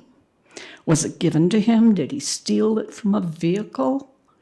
50% of reported stolen guns are taken from vehicles. Or did he get it from his own home or that of a friend? We can help prevent gun violence, and there's one action we can take immediately while assessing what else we can do. We can ask all gun owners in our community to make sure they secure their guns in their homes and in their vehicles. Secured guns are less likely to be used in suicides, murders, and unintentional shootings like that of my 4-year-old grandson. We can do this by launching a Secure Your Guns public campaign, which is free. It just takes our will to do it, and I ask the board to take the first steps to launch this campaign. Thank you. Thank you, Ms. Fisher. Next is Jennifer Poff Cooper, and after that, Tyndall Snyder. Good evening. My name is Jennifer Poff Cooper, and I reside in Christiansburg. I'm a graduate of Christiansburg High School, as are my children. As has been acknowledged, we have all been shaken by the tragic murder-suicide by gun in the Blacksburg community last month. This incident brought home some statistics about gun violence, such as every year in the United States, 350 children aged 17 and under gain access to a firearm and unintentionally shoot themselves or someone else. Nearly 700 more die by suicide with gun each year. In K-12 schools, in the vast majority of active shooter incidents, the shooters were school age and were current or former students. They obtained their guns from their homes or the homes of relatives. While millions of responsible gun owners follow recommended storage practices, Research shows that more than half of gun owners do not store their guns securely. In fact, an estimated 4.6 million children in the U.S. live in households with at least one loaded, unlocked firearm. Oftentimes, the guns taken from the home and used by school-age shooters were easily accessible and were not stored securely. By taking proactive steps to promote responsible gun ownership and secure firearm storage, schools can prevent school gun violence and help keep their communities safe. Across the country, lawmakers, community members, and local leaders are working together to implement public awareness campaigns, such as the Be Smart program, which you have a brochure in front of you, that encourages secure gun storage practices and highlight the public safety risks of unsecured guns. The Be Smart program encourages parents and caretakers to take 5 simple steps to help prevent shootings by children. Secure all guns in your home and vehicles. Model responsible behavior around guns. Ask about the presence of guns in homes that you frequent. Recognize the role of guns in suicide and tell others to be smart. Since 2019, school districts have been passing school board resolutions to require that information be sent home with students to educate parents about the importance of securely storing any firearms they own. In some school districts, parents or guardians are required to sign and return a letter acknowledging that they have read the information. This type of action is a simple yet effective step that others can and should take to protect our students. Join the growing number of school districts around the country that have passed resolutions requiring that all student households receive information about secure gun storage. Moms Demand Action for Gun Sense in America, which I'm the local leader of, would like to be a Ma'am, I'm resource sorry, I to think you. Time is up. Thank you. Yep, sorry. All right, thank you, Ms. Cooper. Next up, we have Tyndall Snyder, and then after Ms. Snyder, we have Sarah Ovanik. I hope I pronounced that right. Good evening. My name is Tyndall Snyder. I live in Blacksburg. I'm the mother and stepmother of 3 Blacksburg High School graduates and the grandmother of a Harding Avenue kindergartner. And I also work as an early literacy aide at Christiansburg Primary School, where I love teaching some of our youngest children to read. Like all of us, I'm devastated by the recent deaths of 2 Blacksburg High School students. It's a tragic loss to see 2 lives cut short. It's heartrending to think of the pain their loved ones must endure. And it's so disturbing to see our community rocked by gun violence again. When will enough be enough? As an educator, one of the moments I dread the most is the lockdown drill. Every time we have a lockdown drill at school, I'm forced to consider the possibility that the lives of the sweet children entrusted to my care could be placed at risk by an armed intruder. I have to think about the sacrifices I might be called on to make to protect them. I have to picture a tragedy unfolding in our little learning community. It's a horrifying experience to even imagine such violence. When will enough be enough? We don't have to live like this. We don't have to live in mourning for more lives lost to gun violence and in fear of future lives lost. We know that firearms are the leading cause of death for American children and teens. That is a horrifying fact. But we are not powerless in the face of it. There are practical steps we can take that will make a difference. And while schools can't solve all of society's ills, we do have a responsibility to step up and be part of the solution when our children's lives are at risk. When children and youth do not have access to guns, they can't bring them to school. They can't turn them on themselves, their peers, or their family members. They can't accidentally injure themselves or others. Secure gun storage saves kids' lives and is the responsibility of adult gun owners. Our school system can take a step toward protecting the lives of our children by sharing information that educates families about the importance of properly securing firearms in their own homes and asking about the presence of unsecured guns in the homes their children visit. There are resources available, such as the excellent Be Smart materials that have already been shared tonight. And there are many individuals and organizations who are ready to partner with you in this work. Educating parents and guardians about the importance of secure gun storage is a meaningful, practical step we can take to not just say that enough is enough, but to really mean it. Thank you. Thank you, Ms. Snyder. Next up, we have Sarah Ovink, and after that, Carola Haas.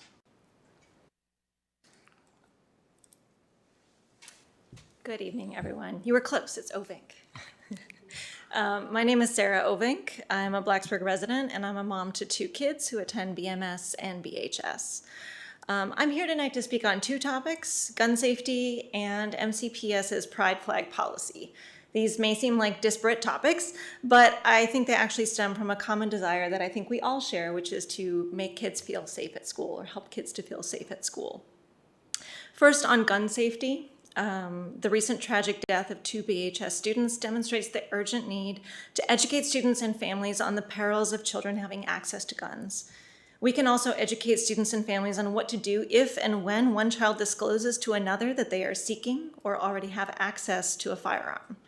We can do this by including lessons on gun safety as part of our students' health and citizenship curriculum. You've already heard a lot about the Be Smart program, so I won't try to repeat all of those talking points. Besides implementing the Be Smart program, we can also teach students the skills to tell an adult when they learn about peers seeking or having access to guns.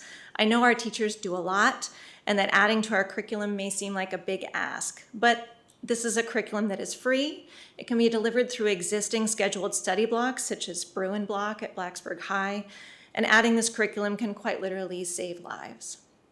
Now to pride flags. Now is the time to change the policy that unfairly bans rainbow flags and expressions of solidarity with our LGBTQ+ students and community members. Teachers and school boards have also been suffering painful attacks by people using scare tactics that scapegoat the LGBTQ+ community. Pride flags are not political. Disallowing the pride flag does nothing to appease these individuals. It actually fuels hateful rhetoric, encourages bullying, and worsens teachers' morale. We recently had a school board election that resulted in our community rejecting candidates that endorsed these divisive tactics.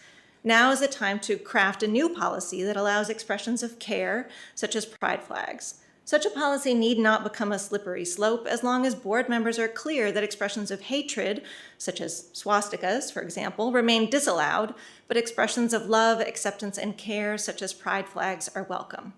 Thank you all for your time. Thank you, Ms. Ovink. Did I say that right? All right, good. And then, so yeah, next is Carola Haas, and then after that, Kelly Brennan. Hi, my name is Carola Haas. I live in Reiner, Virginia.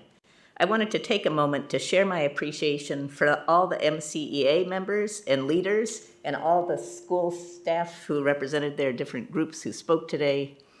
I really appreciate the MCEA leaders who worked hard to develop a collective bargaining agreement.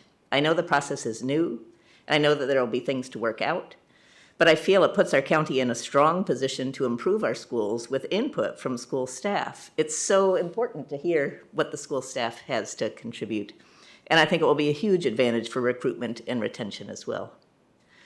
I also wanted to share my appreciation for the school board members. I don't always agree with your decisions, as you well know, but I have great respect for your service to our community. I know all of you truly care about our students and about maintaining excellent schools. I especially want to thank the outgoing representatives. I appreciate your service through very challenging times. Thank you for all that you've done to support students, families, school staff, and our community these last few years. Thank you. All right, next we have Kelly Brennan, and after that, we have Harlan Lustgarden.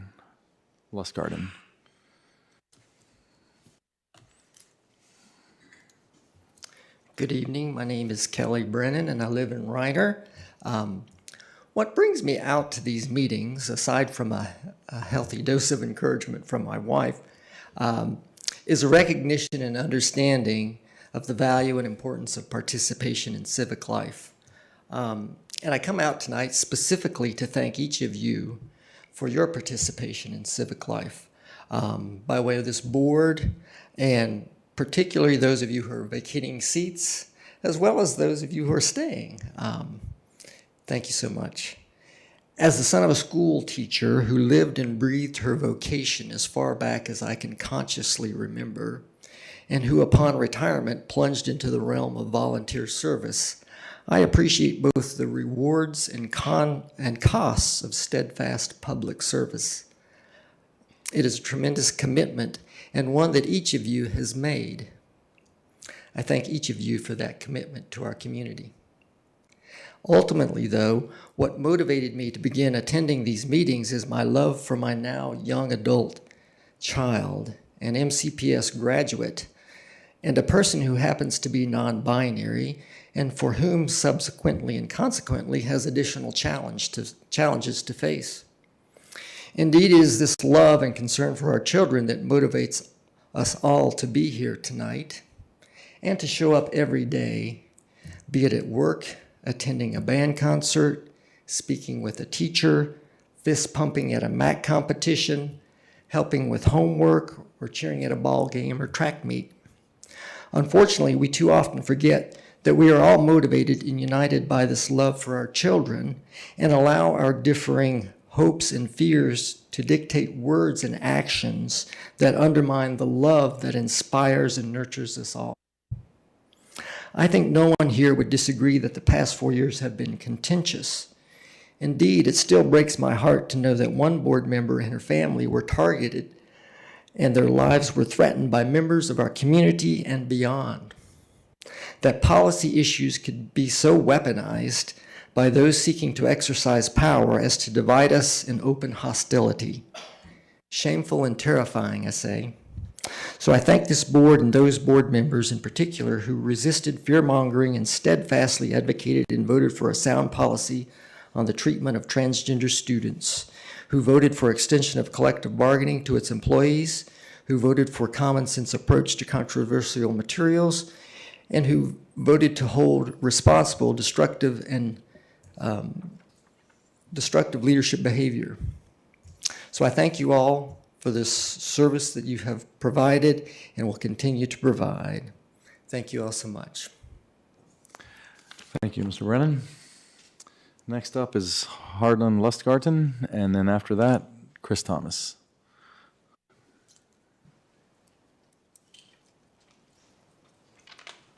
Thank you. Thank you, Mr. Chairman, board members, and Dr. Bregan.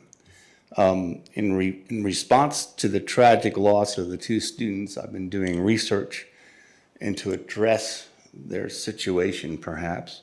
I found an article that I'd like to synopsize. I'm sorry to interrupt. Could you say your name? I'm sorry, Harlan Lustgarten, D1. I always sorry about that. Yeah. Go ahead. Thanks. Yeah, it's an article from U.S. News and World Report by Sarah Fielding, January 30th, 2023, addressing teen dating violence in schools. Experts say teaching teens about the signs of an unhealthy relationships and the resources available makes them better equipped to respond to the need, help, or can provide assistance to friends. Relationships are a core part of everyday life, especially for young people as they move through their teens. Some students will begin to explore romantic relationships. While this can be exciting and happy times, there's risk involved. According to the CDC, there's about 16 million women, 11 million men who report experiencing intimate partner violence and say it first happened before they were 18. These include instances of physical violence, sexual violence, and stalking. Youth who are female, LGBTQ, or unsure of their gender identity all are at higher risk for experiencing youth intimate partner violence, also known as teen dating violence, so says the CDC. Healthy relationship programs in schools aim to prevent these reduced teen dating violence by increasing awareness. The only way to change these statistics is if we get ahead of the issue and teach people earlier on how to identify and what to do when they see the signs of an unhealthy relationship. in their own or their friends' lives. This is a quote from Megan Shackleton, Chief Program Officer for One Love, a national nonprofit that seeks to end relationship abuse. There are many resources in the article. I will email all of you the link to it because I think it's something we should pursue. Virginia is supposed to be one of the places that has these programs, but I haven't heard of them in MCPS. Thank you for your time. Okay. Thank you, Mr. Lustgarten. Next up is Chris Thomas.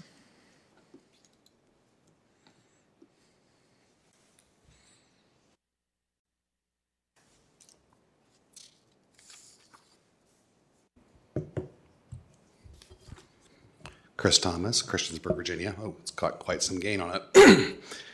Members of the, very graceful today. Sorry about that. Members of the board, I just wanted to say thank you for your service.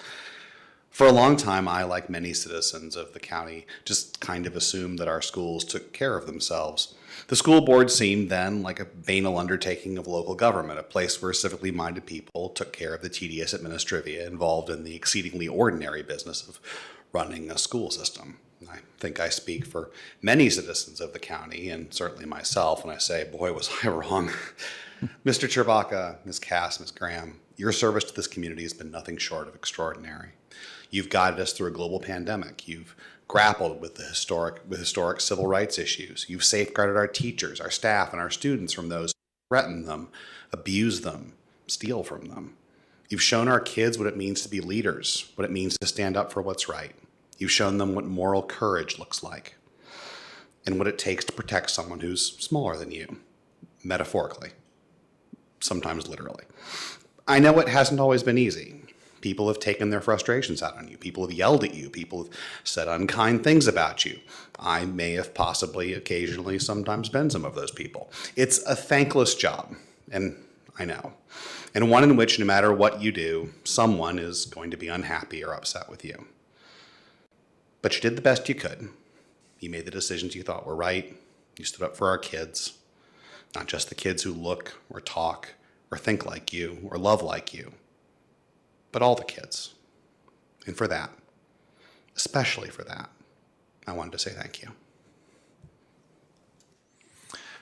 Thank you, Mr. Thomas. All right, seeing no one else signed up, that brings to an end public address. We'll move on to consent items. If no one wishes to move an item out of consent, we'll consider these items approved.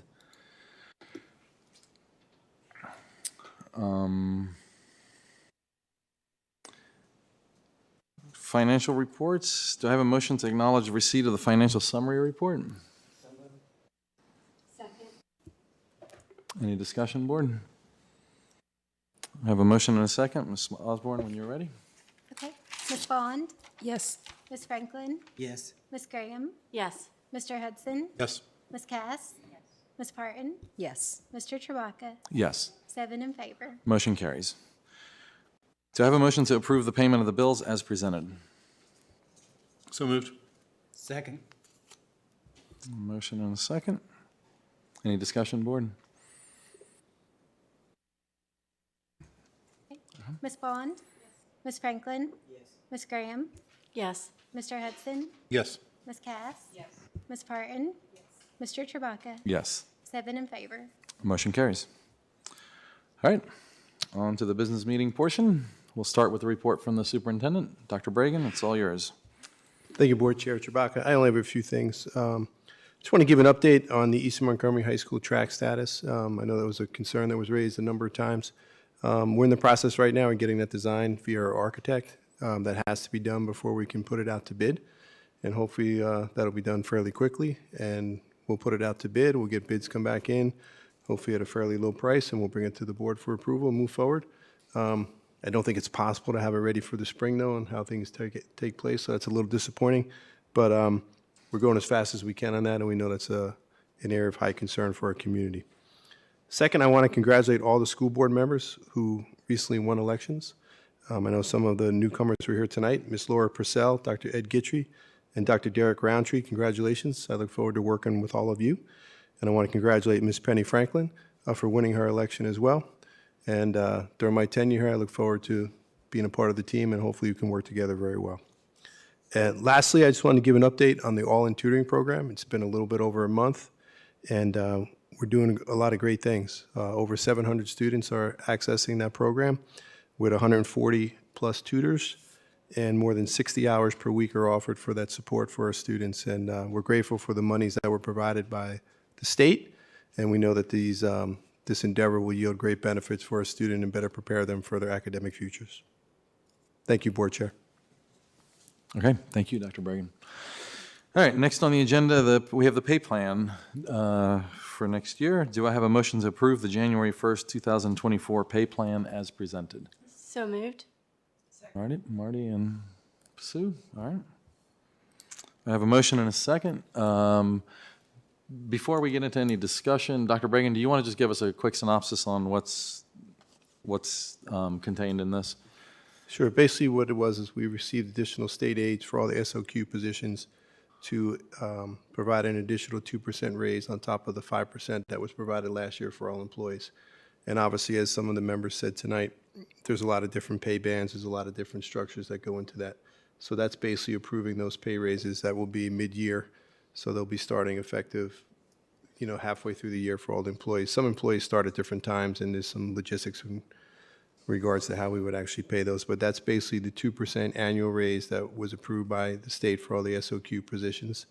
And it would be effective in January. In order for us to get those funds, we would have to approve it before January 1. So that's what's there today. In effect, it's a 1% raise because it's half a year. Okay. If that makes sense to y'all.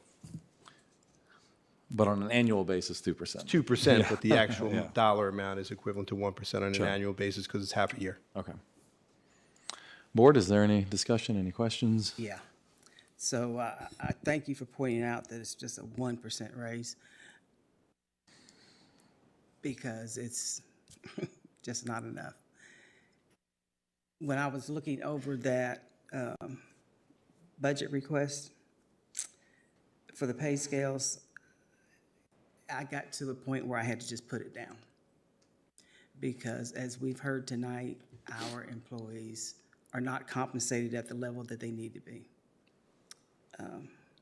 Knowing a lot about the labor force and wages, it is truly, I have no other word for it, but disgusting to me to think that we have employees who are making barely over $13 an hour, who are critical to the work that we do in our school system.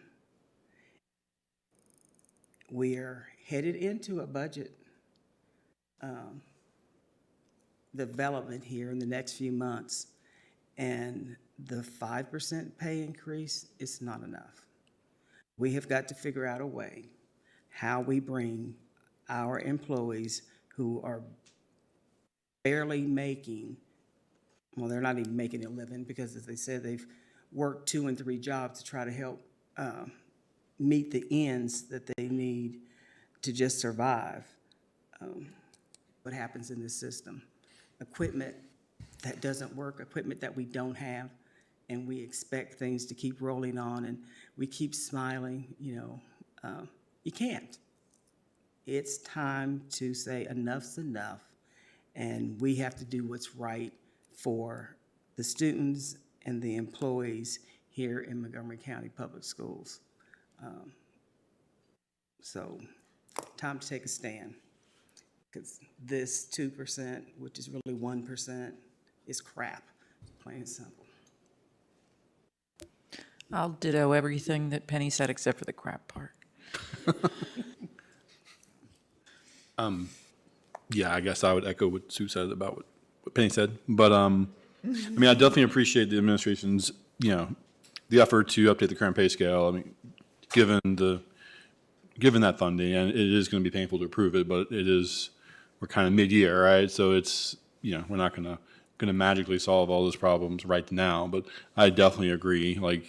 I'd love to see some progress made between now and the time that we get into budget about some proposals put together to figure out what it would take in increased funding to address some of the needs that we've heard tonight, so we can put together a comprehensive request to the Board of Supervisors, and at least see what it would take, right? Like right now, you look across all those bands and your eyes go cross-eyed. It's hard to kind of understand all of it. And, there are more needs in some places maybe than others, and we can have those discussions. But it would be nice to know what we're talking about. Right now, it's too much to kind of get your arms around. So, thanks.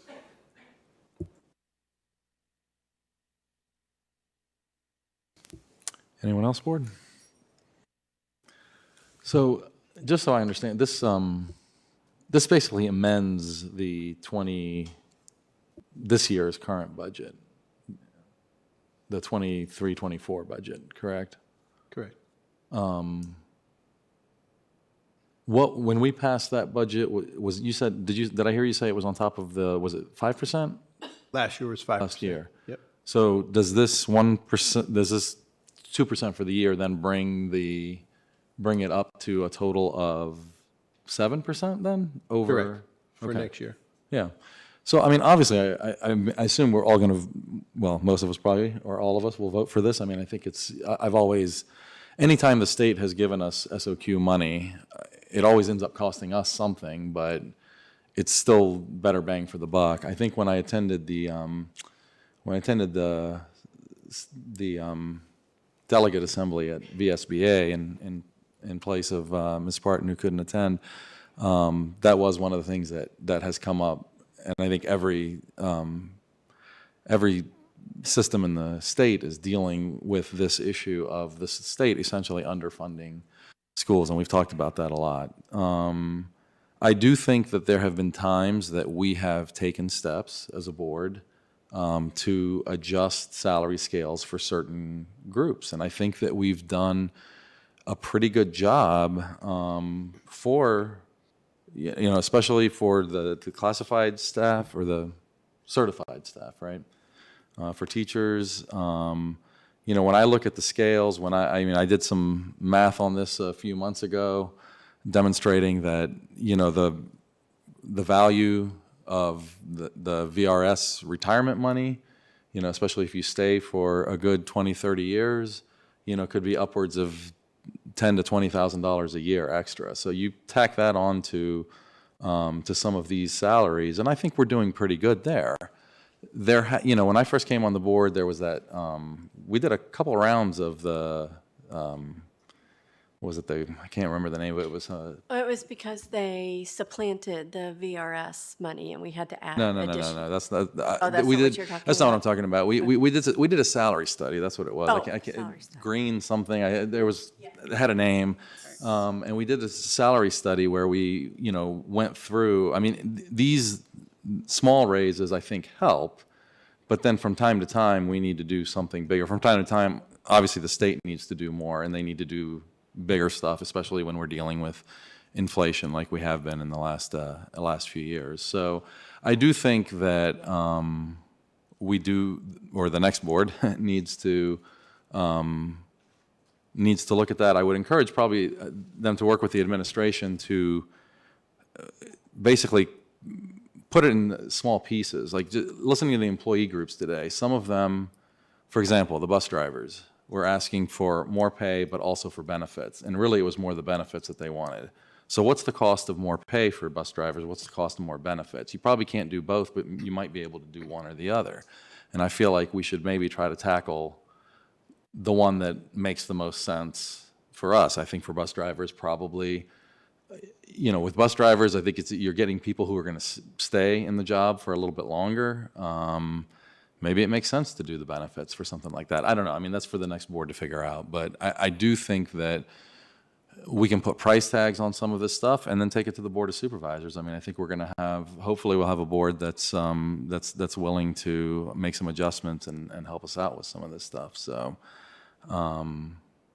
we can't do everything at once, but I do think that doing small things like this when we can is absolutely the right thing to do. Just on that note, Board Chair, if I can make a comment. Yeah, please. Myself and the administrative team and Dr. Whitaker's team, we're working hard to see what we can do.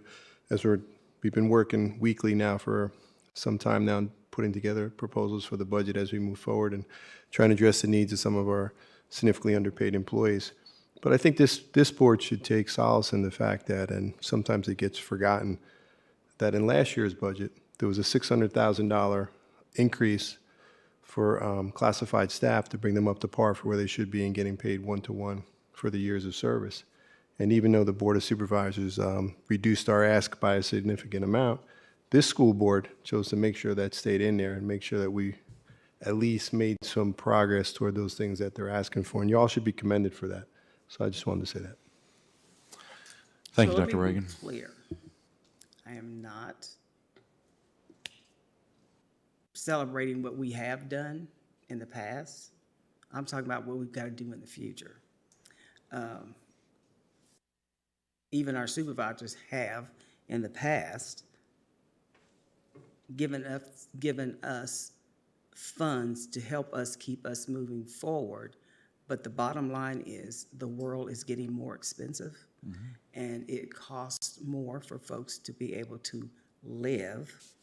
So we have got to push harder, because as we're going to see in our personnel update, we are not moving forward with getting people to stay and come to Montgomery County in key positions. And that's across the state and across the county and across the country. This is happening because education is just not valued. And if we don't educate our children, this country's going to be in big trouble.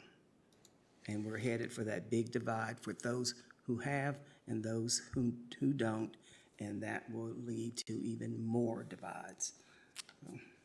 Okay. Well, Go Chair ahead, Ms. Shabak, Brown. I agree with you. I think we're going to have to budget time. Look at those groups that are way below. I think we're going to have to, I mean, I'm all about giving everybody a raise because they deserve it, and I will definitely vote for this, as I always have. But I do think at budget time, we're going to have to pull out, just like when we did with the bus drivers. In order to get bus drivers, we upped their salary. Some of these people are making $13, $14 an hour. I'm sorry. They need to be pulled out and made, a definite, we have to work toward these groups to get them more money. And if we have to do something in another way to cut that, to make that happen, then we need to do it, because nobody wants to go to schools that have, no facility, different things in the bathroom facility. I mean, we don't want to do that. High grass, I mean, when you start thinking about that kind of stuff, then you realize how important those people are, and also educating students. So we really, really, really are going to have to push bringing up these groups and saying it's high time, because $14 an hour, they're not even making them regular living wage.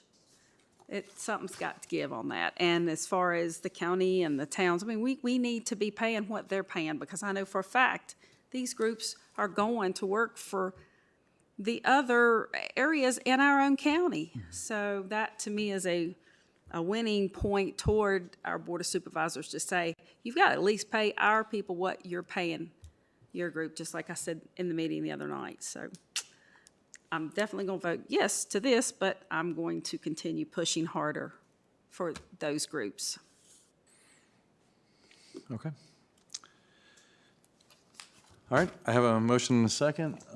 If we're done with discussion, Ms. Osborne, will you please call the roll? Ms. Bond? Yes. Ms. Franklin? Yes. Ms. Graham? Yes. Mr. Hudson? Yes. Ms. Cass? Yes. Ms. Parton? Yes. Mr. Chewbacca? Yes. 7 in favor. Motion carries. Next on the agenda is a grant proposal for school construction assistance for Christiansburg High School. Do I have a motion to approve the grant proposal? Second. I have a motion and a second. Any discussion? Dr. Bregan, do you want to give a quick synopsis on what this is for? I turn my mic on. Yeah, we put in for this a few times. It's sponsored by the DOE, the Virginia DOE, and we missed the criteria by just a couple of points. So I think Dr. Whitaker and her team actually went down to Richmond and spoke on our behalf on why we should change that and make it up.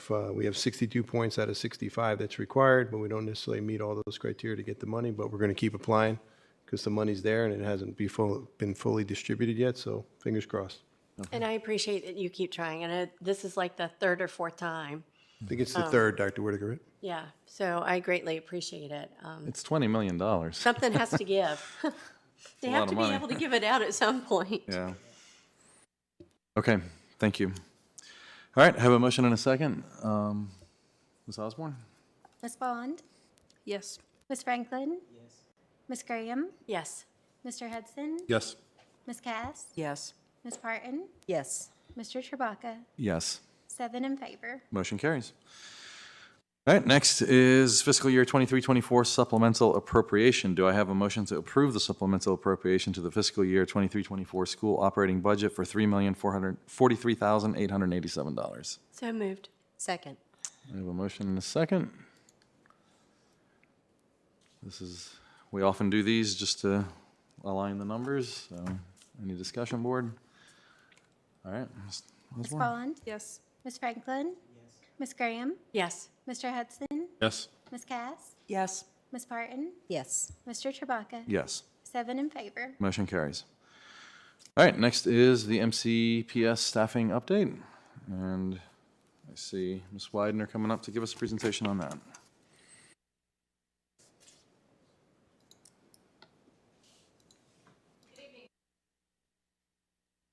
The December staffing update to go over with you.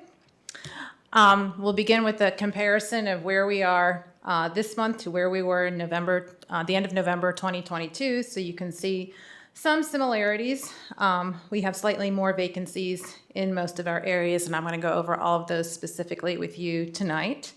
So again, that's our yearly comparison. This is our monthly comparison, our comparison to where we were at the end of October versus where we are now. So you can see we have made some movement, some progress in some of those areas. And again, I'll be talking specifically about each of those categories so you can see, where we've made movement and where we still have vacancies. We'll begin with our certified vacancies in the area of administration. So we are now down to 2 vacancies in our administrators. We have filled our Assistant Director of HR position. Many of you met Dr. Tom Brewster tonight, who started on Tuesday. We're grateful to have that position filled. We are currently accepting applications for our 10-month Special Education Coordinator position, and we do have a candidate recommended for our Coordinator of Communications and Public Relations. So we hope to have that position filled very soon as well. Moving on to our elementary vacancies. These are similar to what you saw last month. We have made some changes. I think probably the most notable one on there is we have a new counselor at Eastern Montgomery Elementary School who just recently started. In our other positions there, we still have long-term subs in place. We do have some candidates that we've recommended for 2 of the special education positions. We're just waiting to determine when those individuals will be available to get started. And then we continue to contract out for our speech language pathologists and school psychologists. And we do have 2 candidates recommended for our gifted resource teacher positions. In secondary, again, similar to where we were a month ago, our special education teacher position that is open at CMS, we are in the hiring process there. But again, we're continuing to utilize long-term subs and to accept applications. We're hopeful that with, we have students at universities finishing up at Radford and Tech, that there may be some new applicants that we're on the lookout for here during this month.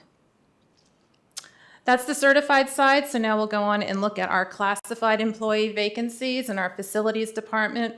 We're still looking for applicants or accepting applications for HVAC and grounds maintenance positions. We had a recent position open right before the Thanksgiving break, our construction project manager position. That is now open, so that's been posted. So hopefully we'll be reviewing applications for that soon. And in our technology department, we do have a candidate recommended for our open computer technician. So we've made a little progress there. In our transportation department, we are down to 1 vacancy for bus drivers. So we filled one of our 4.25-hour positions recently. So we still have 1 6.5-hour position. And that is a position that comes with benefits. So I'm hoping there will be interested applicants out there and we'll be able to fill that soon. And again, we continue to look for mechanics and bus aides. Other classified openings were in the hiring process for 2 administrative assistant positions at the school board.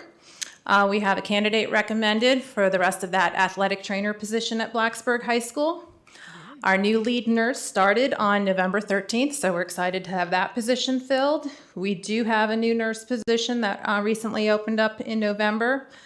At Eastern Montgomery Elementary School, we have filled one of the instructional aid positions there, and that position was open for quite some time, so we have filled it and are accepting applications for the other. We have filled 2 early literacy aid positions, one at Eastern Montgomery Elementary and KIPS, and we're in the hiring process at Price's Fork. So hopefully all 3 of those positions are going to be filled very soon. And with our special education aides, we have filled 2 positions. So we have reduced our vacancies there from 7 to 5. Lunch recess aides, we have a candidate recommended for Eastern Montgomery Elementary School and are still looking to fill positions at Harding and KIPS.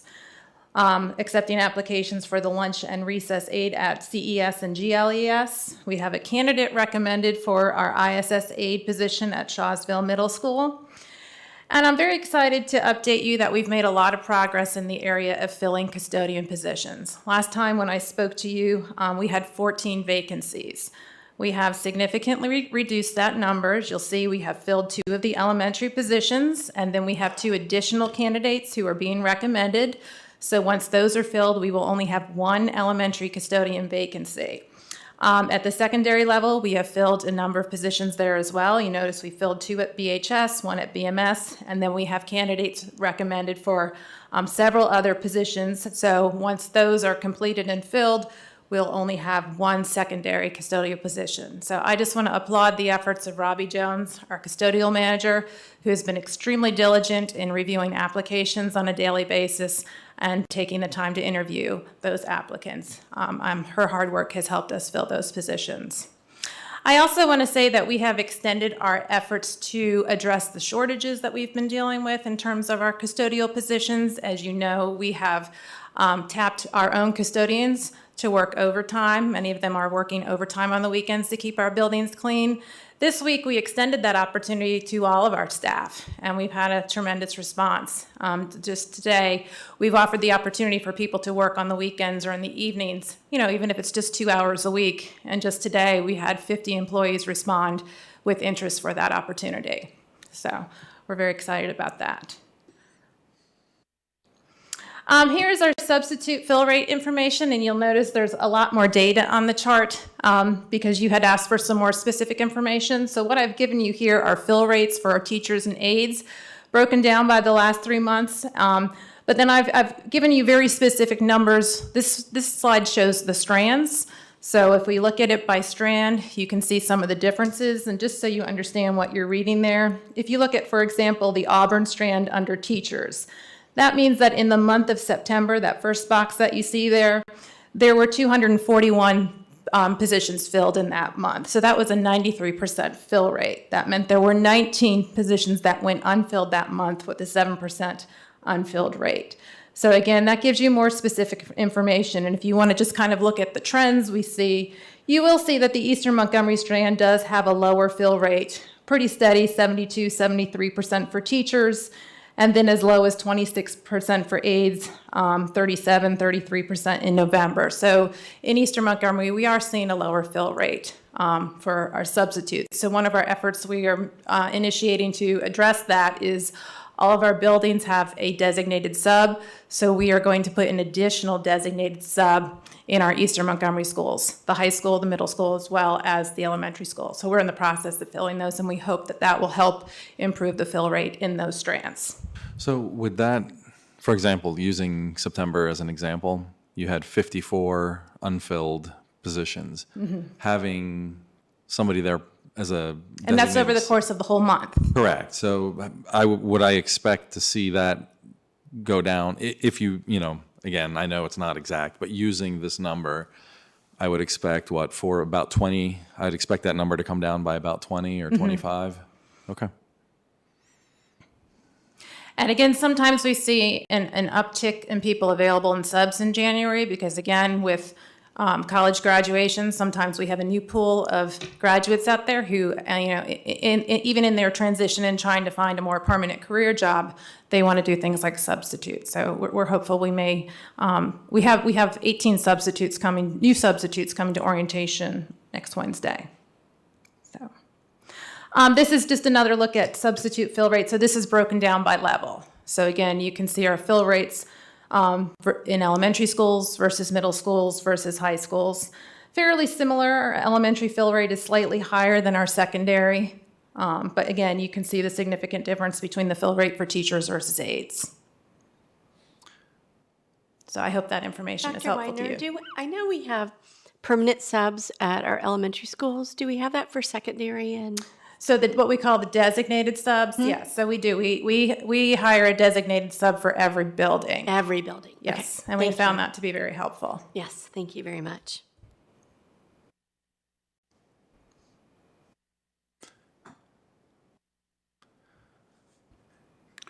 Board, anyone? This is probably a dumb question, but I'll ask it anyway. The total number for teachers listed, when you add those numbers up, is lower in September than the other months. Is that just because we don't have all the teachers here yet because of reasons, or? So why is the September, the numbers lower in terms of the number of subs needed? I think we saw more absences in October. Okay. And October is a long month. You know, we don't have much of a break in October. But yeah, we definitely saw an uptick in absences for teachers in the month of October. I don't know if anybody on the board after I'm gone is going to care about this, but I still, one line or one square, I guess it almost need to be a line under all here. I almost feel like we need another line that says, average for these months, right? How do you know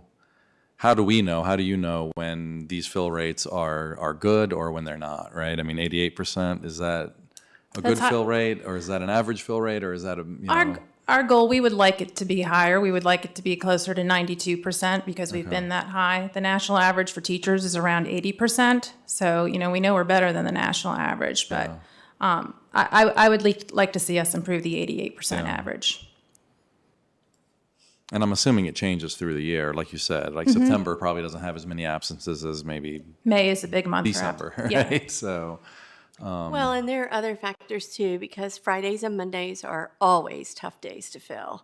Those are the lowest fill rates. Is that not correct? They can be. Typically, those can be the most challenging days because that's when we tend to see more absences. Right. Or around the holidays. Or around the holidays. Yeah, like the Monday and Tuesday before a break. A lot of people chose to use those days for things like personal leave or wellness leave.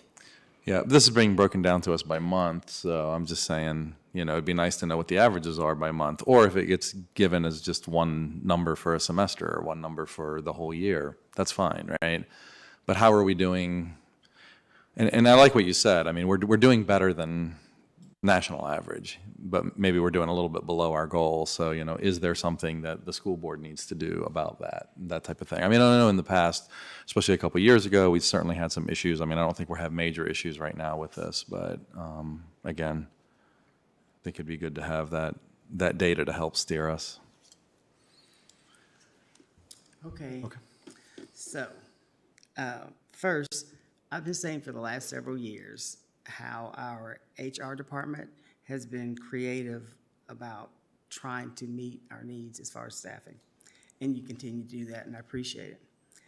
So my concerns are you shouldn't have to work that hard, because we should be able to provide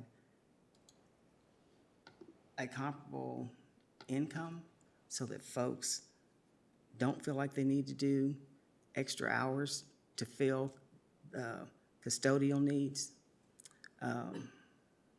It's great that folks are doing that, but they shouldn't have to. And we shouldn't have to get that creative into making sure that our buildings are clean in all of our staffing. So please don't take my comments, HR department, as being negative toward the work that you do, because I know that department has been working hard for many years to do wonderful things, but we have to do better when it comes to how we compensate our employees, how we treat our employees with not having the equipment that they need to do the work that we ask them to do. So thank you. I do want to say, A great job on the custodian hires. That's certainly one that I've been watching, particularly at BHS. That's super great news to see that those are close to being filled. I guess once all those positions get filled, particularly the ones at BHS, would those temporary programs that you've put in place, would those retire at that point, or would you still see a need to have those? You talking about like the initiative we started this week? Yeah. I mean, we put in that place as with the intention that it'll be temporary. Okay. So I think the goal would be hopefully over time we fill all those positions and retain those people so that we wouldn't have a need. Okay. So it was designed as a temporary measure. Roger. Thanks.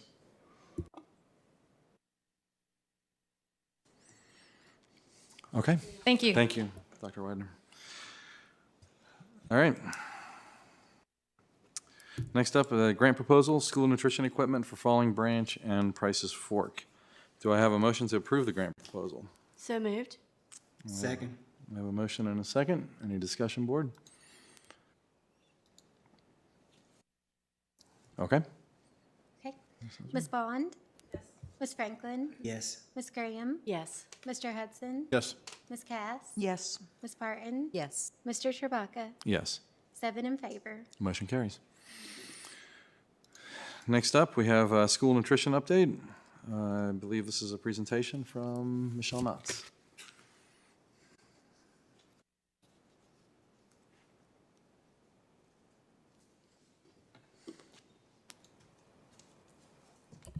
Good evening again. Michelle Knotts, Supervisor of School Nutrition. I've got some really exciting news to share with everybody tonight. I'd like to introduce to you the CACFP program. It stands for Child and Adult Care Food Program. So an overview of this program, there's 2 requirements. We need to have a free and reduced percentage of 50% or more, and we must offer a regularly scheduled after-school academic or enrichment program. So when the initiative came down from the governor and we started our all-in tutoring, kind of a light bulb moment, and it was like, wow, we've got a after-school enrichment regularly scheduled program. And then we honed in on the schools that would qualify, and we'll get to that in just a minute. So what happens if a school qualifies for CACFP? That means that all students receive what's called a super snack. It is called the supper program, but they're kind of getting away from that term and using the term super snack. And that's while they're participating in that after-school tutoring program. Our super snacks can be claimed monthly at a reimbursable rate, a very handsome rate of $4.25 per snack. Our qualifying schools are Eastmont Elementary School, Shawsville Middle School. Both of those, again, have 50% or more. And then we were also able to include Christiansburg Primary School, Christiansburg Elementary, and Christiansburg Middle School. And the reason why we were able to include those is because Montgomery Central has a 50% or more free and reduced percentage. We were able to look at the attendance zones, and I worked with our rep from the VDOE, and what she said is, Michelle, think of Montgomery Central as a residential house. If there were students or if there was children there, what schools would they attend? And those schools would then can qualify for this program as well. And great news that we have recently rolled out a after-school tutoring program for Eastmont High School and Christiansburg High School for, actually I think they started last week. So that's actually additional claims that will go in for December. So why are we doing this? First and foremost, this gives us an opportunity to nourish more of our MCPS students. The reality is a lot of our kids eat very early lunches, and so by the time tutoring comes around, which may be 3:45, 4 o'clock in the afternoon, they're hungry. So we're able to provide them a great substantial nutritious super snack. We're averaging about 316 super snacks per week with a $4.25 reimbursement per super snack. We're looking at an additional $33,575 by the end of this school year. And that was just starting this program and claiming meals in November. And it does not include Eastmont High School or Christiansburg High School. So realistically, that number could be upwards of $35,000 to $45,000 in additional reimbursement revenue that MCPS will receive. And I'd also, hot off the press, as you are now aware, right before Thanksgiving, with the help of Jonathan, we applied for the No Kid Hungry Equipment Grant. I was a little leery because we got a substantial amount of money last year, almost $70,000 awarded. But we went for it anyway. I asked for $77,000, and I was just elated to find out last week that we were awarded $40,000. So that $40,000, this funding will be used towards the purchase of 2 double-stack combi ovens or combination ovens for Falling Branch Elementary School. Very much needed. This school is one of our CEP schools, or a recent CEP school. They have tripled their numbers in breakfast. They have doubled their numbers in lunch. And these will greatly, greatly help that team to keep up with the demand. So with that, the second part of our presentation is our partners from the nutrition group are here tonight and would like to come forward and give you a food service update. Thank you. Thank you. Thank you so much.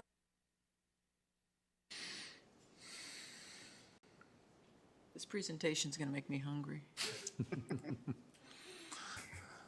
Good evening, Chair Chewbacca, Dr. Bragan, Dr. Whitaker, and of course, members of the board. Welcome to your December food service report. My name is Chuck Davis, Regional Manager of the Nutrition Group, and I'd like to first introduce you to our Nutrition Group operations team that, of course, we have here in the district. I have Kelly Robeson, which is our Lead Director of Food and Nutrition, and they're all in the back corner back there. I have, of course, everybody knows Miss Tammy Graham with all of her wonderful caterings that she does, but she's the district chef for MCPS. And then we have Levita Warren and Michael Briscoe, which are both directors of food and nutrition. Today, we also have corporate support. We have Mr. Joe Geiswhite, and we also have Hayden Geiswhite here as our corporate HR support to help us with our staffing needs.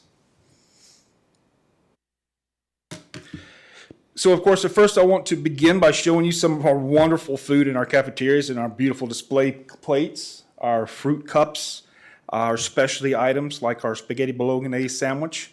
As you can see, our staff of MCPS really love what they do.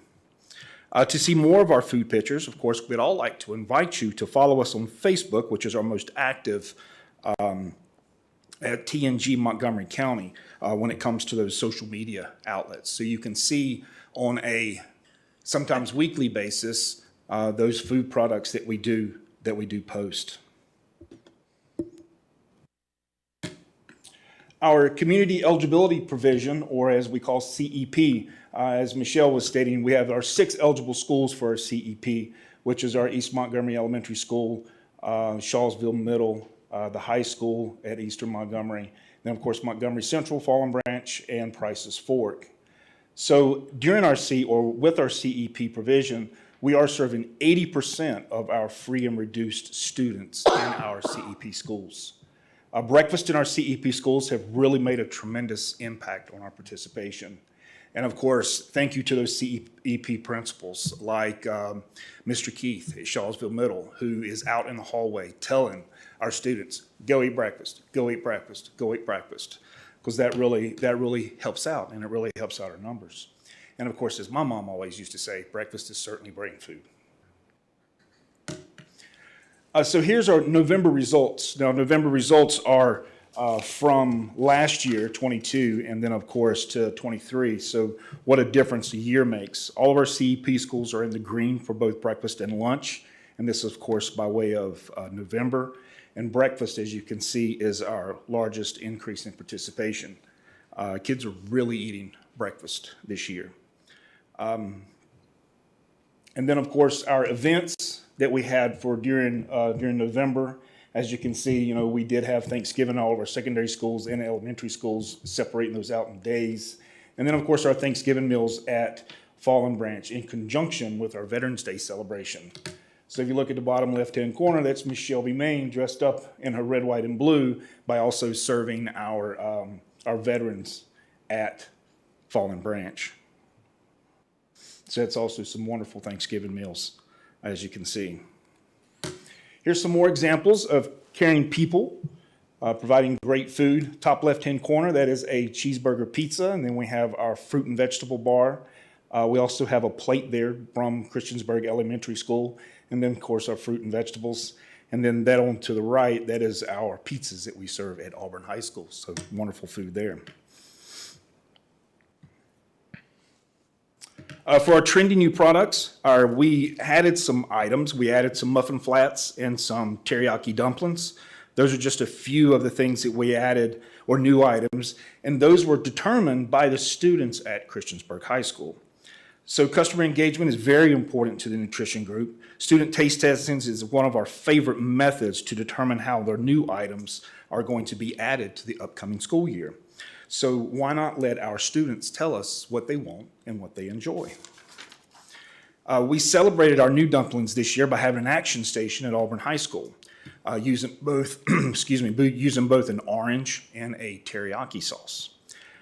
Great news to those Blacksburg High School, of course, their voice matters. So why not let the students of Blacksburg High School also help us decide on what we're adding? So this year, on January the 12th, we will have our third student tasting here in Montgomery County at Blacksburg High School.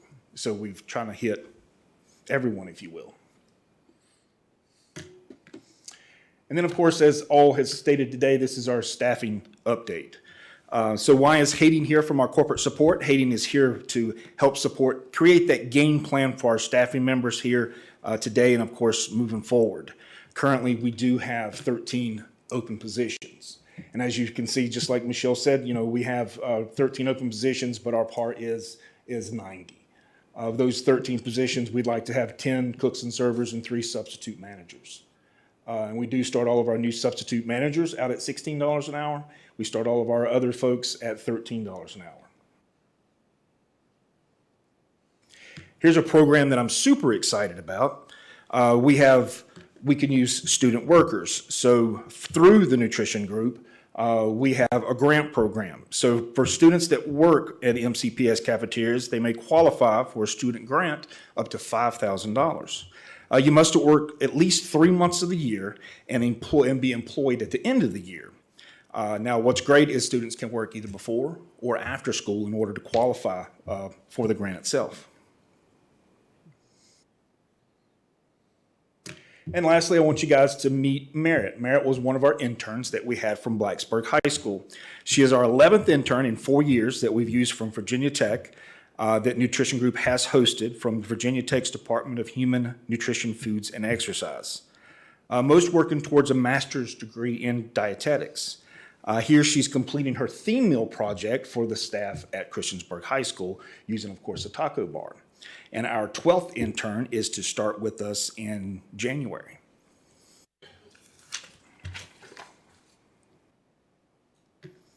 And then, of course, thank you for your time this evening. We look forward to serving the students of MCPS for many, many years to come. And of course, if you guys have any questions, I'll be more than happy to answer them. I would like to say on the evenings that we have meetings that start early, we have been lavished with some amazing meals. The menu is something you would get if you went to a super nice restaurant. And it's always different. It's always, not just the plain old Jane like you go and order at the restaurant. It is just top notch. And then we're always lucky to have leftovers afterwards. So I certainly want to thank your team and Michelle and her team for the amazing meals. They really do. They really do get us through the evening. Thank you, Ms. Graham. And we're still waiting for that corn recipe. Which corn recipe was that? We don't know. We just know it was really good. Okay, we can get that to you. That's easy. So I have a question around staffing. Yes, ma'am. Because I get a lot of questions about staffing. So one of the concerns was that in some areas where staffing can be more difficult, that folks aren't able to give all the wonderful choices that you all have to offer our students? Because there's just not enough people to prepare those. Yes, ma'am, true. So for me, it becomes an equity issue with our students. And trying to get folks, just like I say, on our end, paying folks $16 and $13 an hour does not bring them in. So it's your company, but it's our students. So I hope that we can do better by our employees and your employees. Thank you. Yes, ma'am.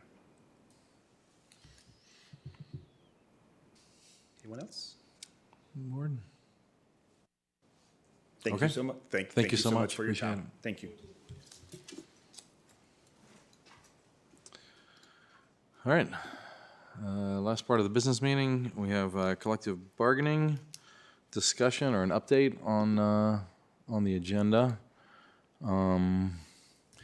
It'd been a while, I think, since we've done anything public facing, and this being the getting to the end of the year, end of the quarter, felt it was at least time for an update since there had been some movement behind the scenes. So, Dr. Bragan, you want me to take a crack at this, or would you like to do it? It is your last meeting, board chair. Let's give it a shot. Give it a shot. So, so as the board remembers, we did, I guess initially we had wanted the administration to sit down with the MCEA and begin the discussions and the negotiations then, the thinking being that it'd just be too many meetings to have a back and forth with the whole board. It would be more efficient to do it that way. And of course, they came back with something, and then we had a ton of questions about it. So then we realized, oh, you know, we should really sit down with the MCEA first and have a meeting with them. And so we did sit down with them, I don't even, at least a month ago or more, right? A month and a half maybe ago that we sat down, went over. I mean, there was some legwork that was already done, so that was good. I think the asks were fairly reasonable, and I think we came up with an agreement, at least in principle, on what it was that we wanted to do moving forward. Of course, none of us are lawyers, and so the way that the thing was written was, you know, not in the best way that it should be for a legal agreement. And so then that agreement got sent back to our legal counsel for review and for updating of the language. And I think there's been maybe you can fill in some of this. I think there's been maybe some discussion between you, the legal counsel, and the MCEA on that. And I think we're at a point where we're close to having a draft agreement. Yeah, I'm sorry, go ahead. The draft agreement right now is with the board counsel, who was trying to get it to us for tonight for, you know, to talk about and discuss, but I didn't get that before the meeting. Yep. They're also working with the MCA attorney together, so they have each other's information, are going back and forth. And at some point, when we get the agreement put into legalese is really what they're doing. I think we tentatively agreed on the items that we negotiated, but it wasn't in, you know, legal parlance, I guess, is what it needs to be in. So once they do that, it'll go to the MCA attorney. The MCA group will vote, and if they ratify it, we bring it back to the school board for approval. Correct. So it's not something we can, I mean, I suppose we could vote on it, but we'd probably have to vote on it again. So we don't really vote on it until it's been ratified by the MCEA. But we will have an opportunity. I think when they get it, we probably publish it, make it public so everybody can see it and get input. So that's where we are. I don't think, I can't tell you exactly what that timing is going to be. I mean, normally I don't know that it would be a really big deal, except that some of us have been working on this for 2 years, and we were hoping, I think, to see it through till the end, and I think that that's in question at this point, unless we happen to get the final legalese version by the end of the week, which I don't think that we're going to, I don't expect that to happen, but you know, if it was the will of the board, and if that happened, we could certainly consider taking care of it before the end of the year if there was enough time for review. But that's where we are. So I think there's also a good chance that this is something that the next board will have to take up. So that's the update on collective bargaining. I'll open it up to the board if they have any questions or any discussion on that. I have a question about it coming back to the board for a vote. So is that more of a certification that there was a ratification meeting by the members, and similar to what our General Assembly and our legislators in DC, if someone doesn't overrun them, to certify that the election did happen and these were the results, similar to what we did when they took the vote as to whether they wanted to be represented.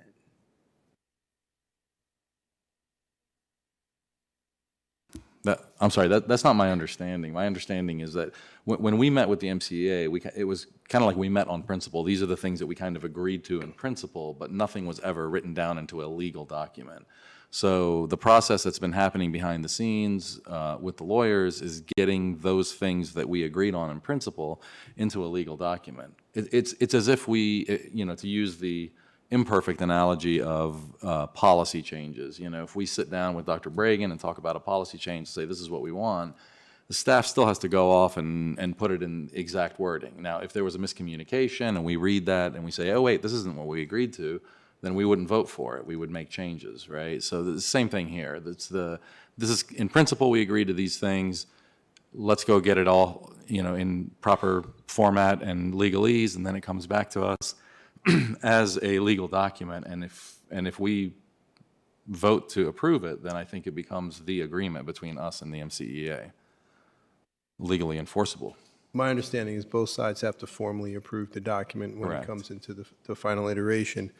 We could do it first, but then if the association doesn't ratify it, it's kind of a moot point. Exactly. So that was why the procedure, they said that the MCA would ratify it first. If they did get the votes to ratify it, I'm assuming they would. If they did, then it comes back to the board to approve. So both sides formally approve the document, then it becomes in effect. Okay. That's my understanding. Correct. That's my understanding as well. I hear what you're saying about both sides having to, agree to what the document is, but it takes a lot more effort for the membership to vote than it does for us to vote. So having us vote on it first, because if we vote no and they have taken a vote to ratify, then it has to start all over again. If we vote on it to say yay or nay, then send it to them, there's less effort on their side if something doesn't work out right. That makes total sense to me, and in my previous experience, that is what we did. This is what I was told here, but I could follow up with the attorneys on that. Well, sometimes these attorneys, don't know what reality is for us, and you know how I feel about them not dealing with reality in their legal stuff, because it would make much more sense for us to vote and then have them vote, because it takes a lot more effort and time on that end than on this end. The other problem, I think, with us voting first is that then we lock it in, and when we go back and, giving them a chance to tweak anything or anything like that, which we have the benefit of having Dr. Bragan doing some of that on our behalf, we lose some of that. So I think that was another one of the... No, it should have already been tweaked from your analysis just a few minutes ago. The document that goes to them should have already gone through the lawyer, that we're waiting for them to get that to us. So any tweaking should have already been done at that point. From our side, that's true. Well, you don't just keep tweaking it and keep tweaking it. At some point, you do a vote and say up or down, right?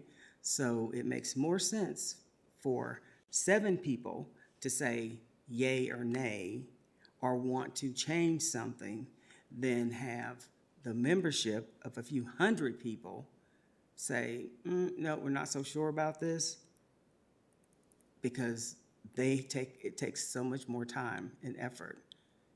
But if we don't see something is right, then that's 7 people that have to come to one meeting. Anyone else?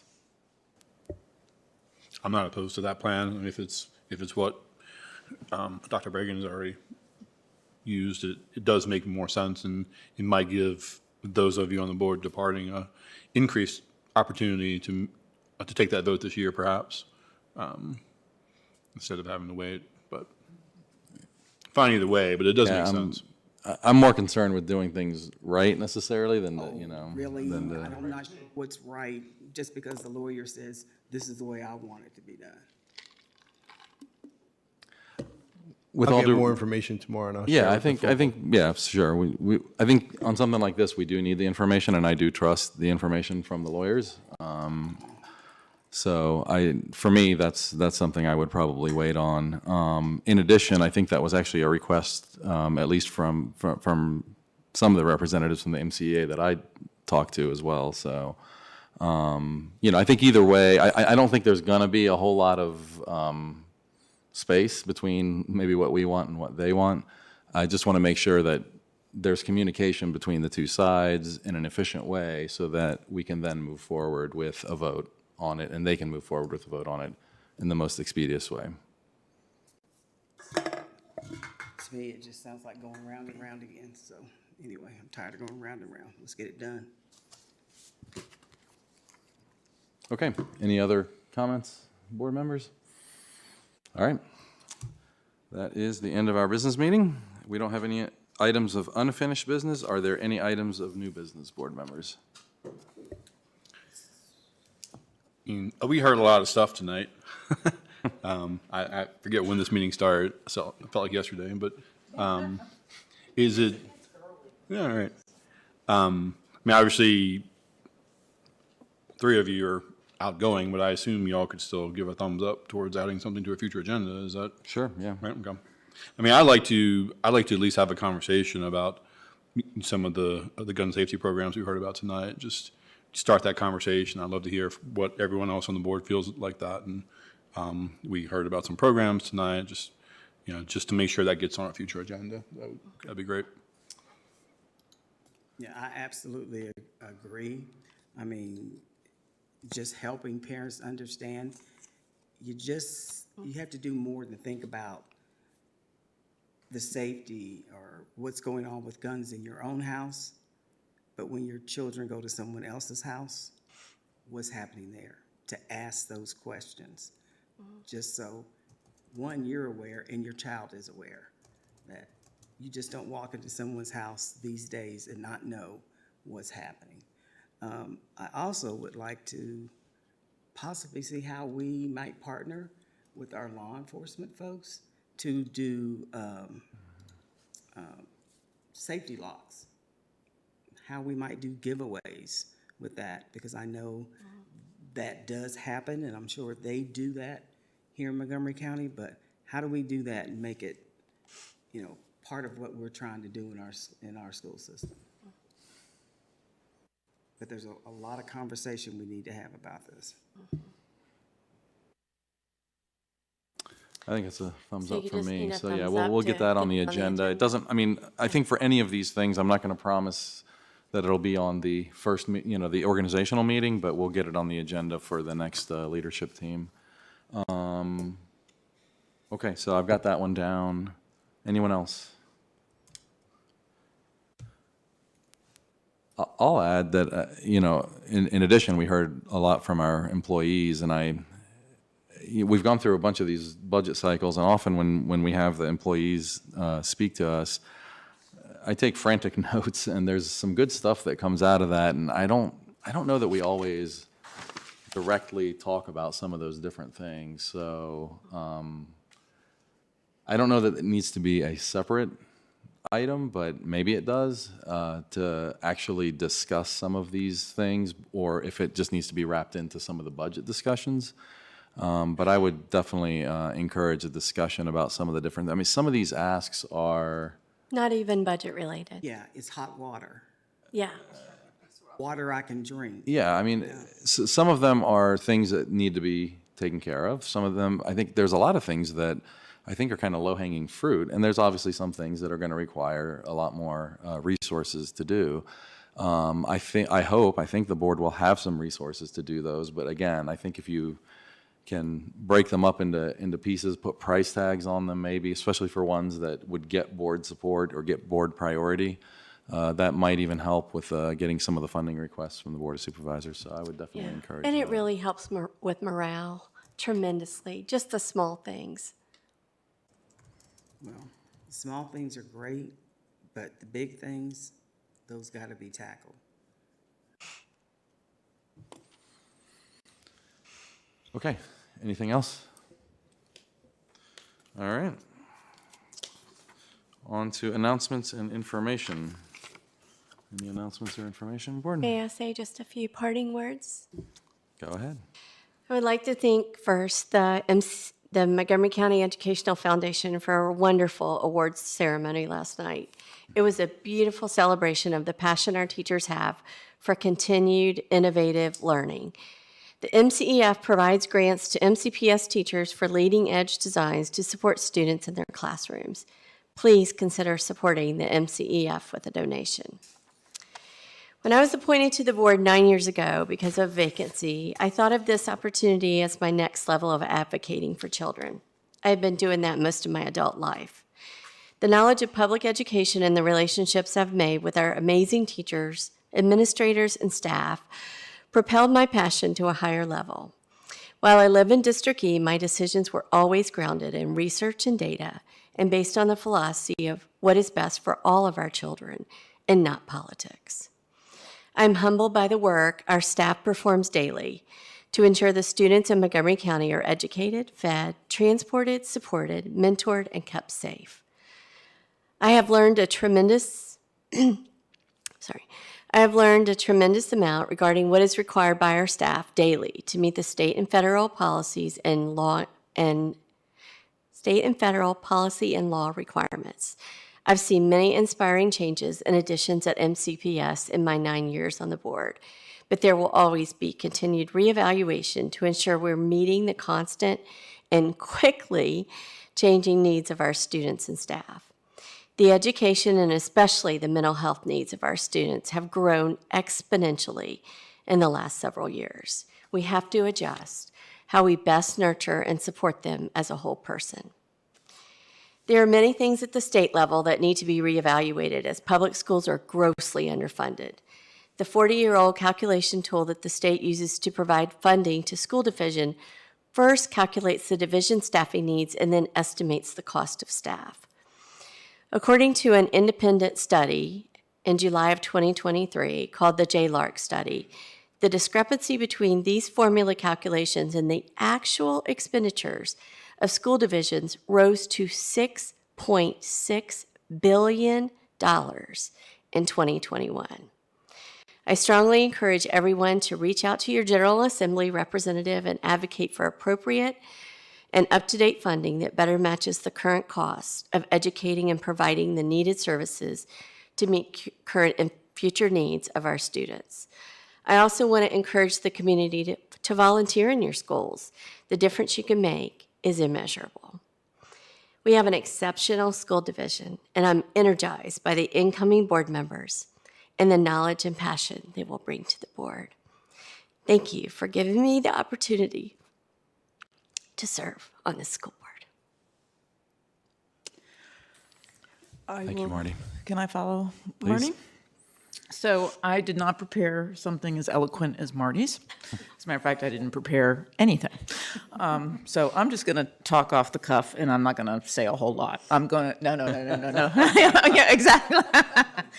I want to thank all my fellow board members for their support and their patience.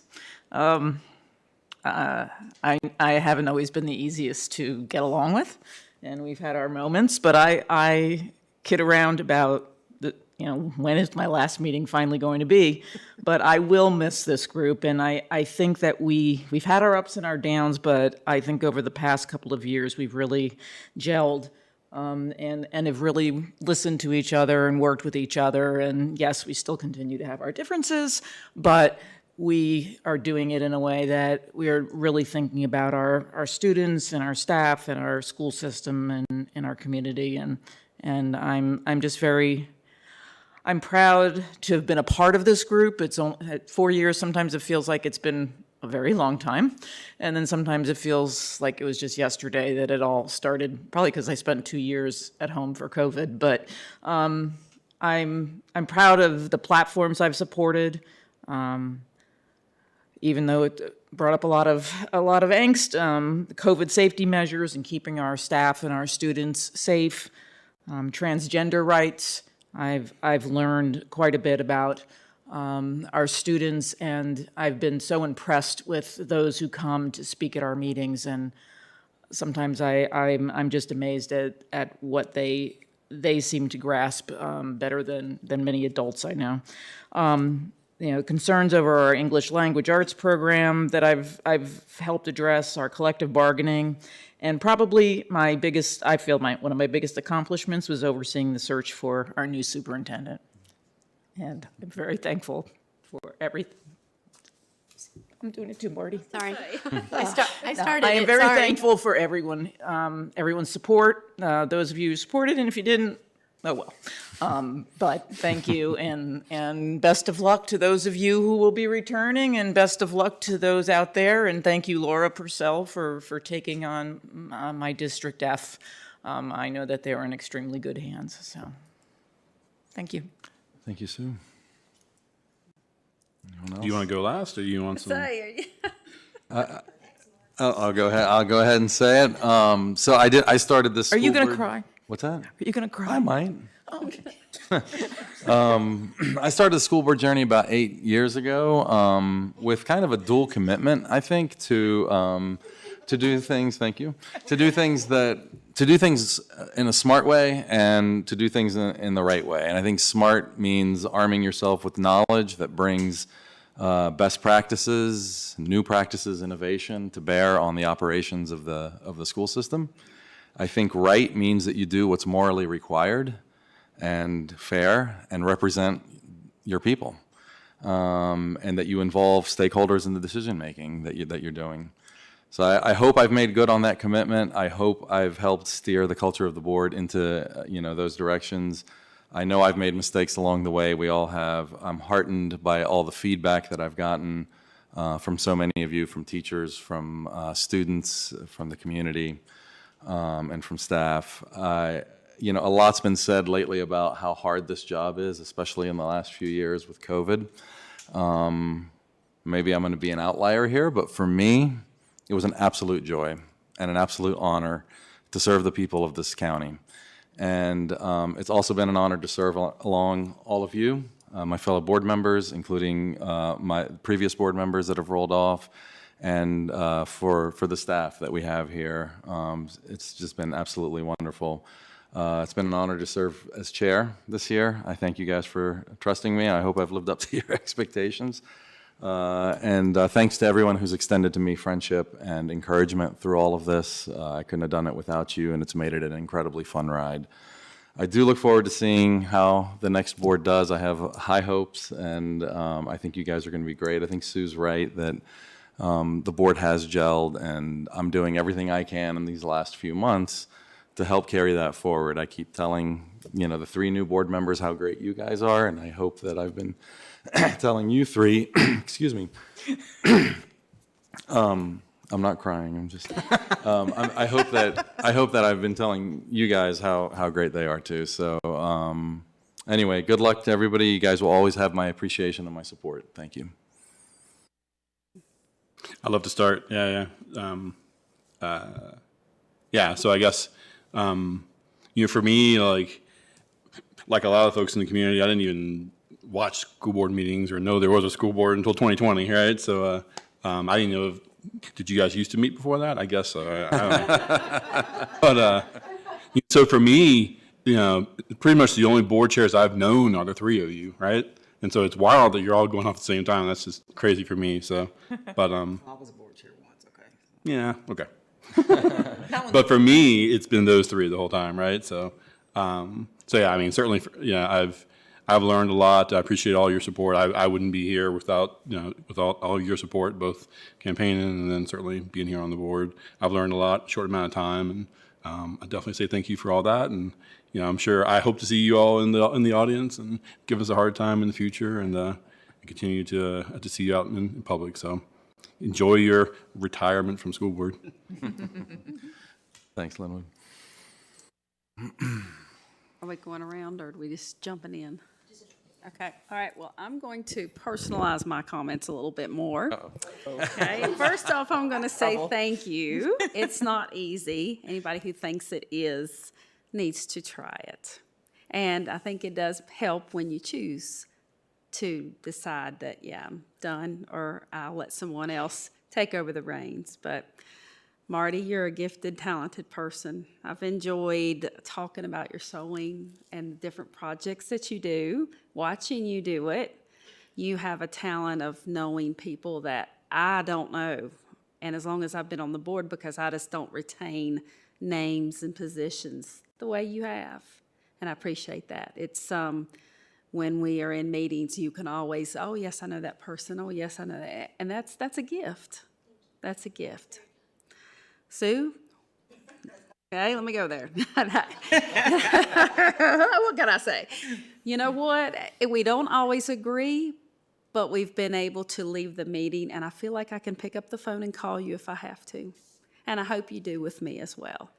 Just because we have a passion for what we believe doesn't make either one of us right or wrong. It just means we've got a passion for how we think about things and our opinions. And I appreciate everything you've done. And, you know, the community sometimes called us out on things, but if we had a board that all thought alike, wow, what a boring world we would have. And so the people and the things and the passions that you have, and then the passions and the items that I have, that's what fills it. So I appreciate all those things. And I wish you the very best, and if you need anything, you can call me, okay? Mark, we've been on a lot of trips together, okay? And That's true. We've had some fun. I say that professionally, okay? Yes. I mean, nothing, you know, everybody, oh my gosh, what'd you say? You know, a lot of people don't realize the personal things about us. Mm-hmm. They don't know that you're a hiker and a skier and a surfer. I mean, those are things that I've gotten to see over the years, you know, Colorado hiking and California surfing and, you know, and you're hiking and being able to talk to you about your things with my son that does those kinds of things. It's been a real joy. So those are the things that I will take away from you all, is being able to have gotten to know the personal side of you. And I appreciate that. And I wish you all three best in whatever you choose to do, even if I don't get to talk to you anymore anytime soon. Merry Christmas, Happy New Year. And I wish everybody a Merry Christmas and a Happy New Year. Thanks, Jamie. We know where to easily find. That's right. Everyone knows where to find me. Okay, so Penny will still go after me. Sorry, I'm not the last one. So I'm going to address you three. I jotted down some things when they came to my head, and then I'm going to say a couple things individually. So first off, for all three of you, I want to thank you so much and express my sincere gratitude for your service as a board member, as a valued board member, because honestly, until you've sat in this seat, and I've said it 100 times, you don't realize the time, you don't realize the time away from your family. You spend more time as a board sometimes than you do with your own family, so we are a family. So, you know, just serving and putting yourself in that position and the heart to serve, a servant's heart.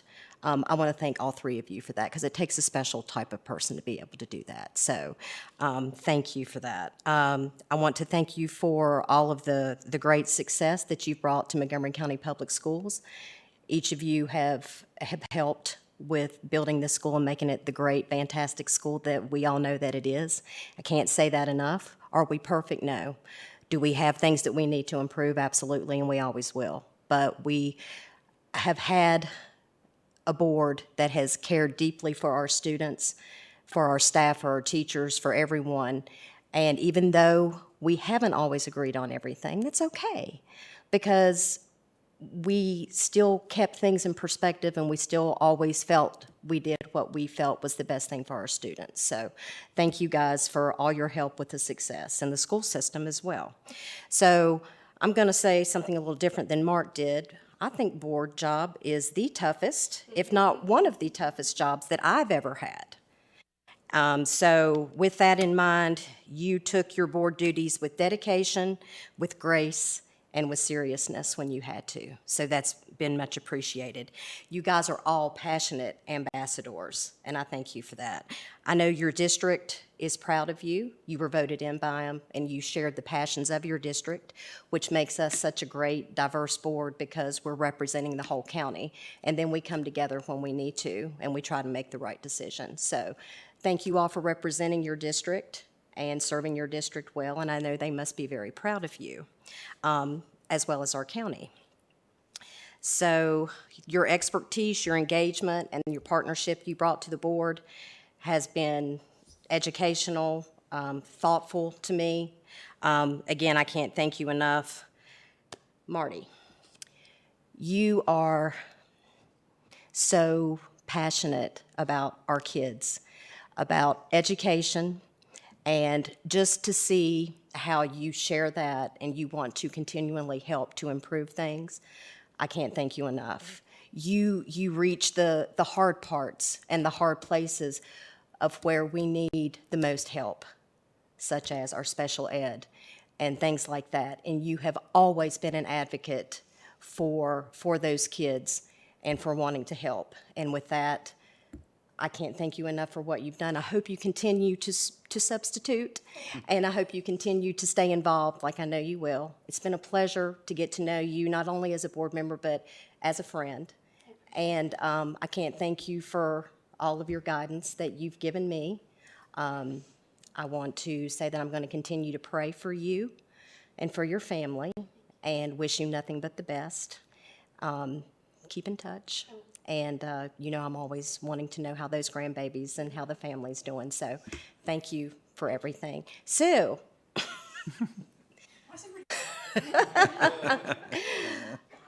Sue, we started out great.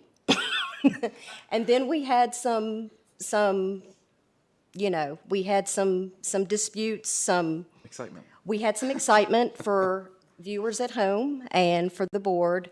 But one thing always came back to the common ground is that I think deep down, we always respected one another, even though sometimes we didn't sound like we respected one another. But as I've gotten to know you and know your family and got to know you as a person and as a friend, which I value your friendship, so thank you very much. I'm so glad that we have gotten to know each other better and our friendship has been able to get stronger, and I do truly value that. So please keep in touch with me. And I even told her in the reception, anytime she wanted to call and yell at me, feel free. So thank you again for your service, for all you do. Thank you for being an advocate for our teachers, and thank you for all the years that you put in serving as a teacher, because wow. So I just want you to know that that's much appreciated. And so you've done a lot for MCPS and for our county and your district. So thank you. Mark, I think I've worked on the board with you and Marty probably the longest of the two that have since I've been on the board. We've gotten close. We've taken long trips, me, you, and Jamie. Again, professional, but we've had a really good time together. We've learned a lot. We've gotten to know each other. We've become really good, strong friends. Had our bonds.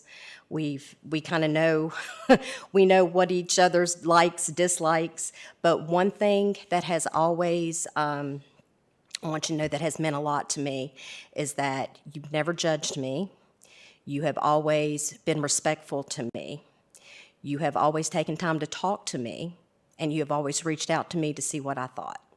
And for that, I can't thank you enough, because I have always said and will always say, communication is the key. And if you don't have a board that's willing to communicate with each other, you're not going to function very well. So I think we have done such a great job at working at that and getting better with that. But I just want to thank you again for not only being such a great friend, a great shopping buddy. We've had great fun shopping.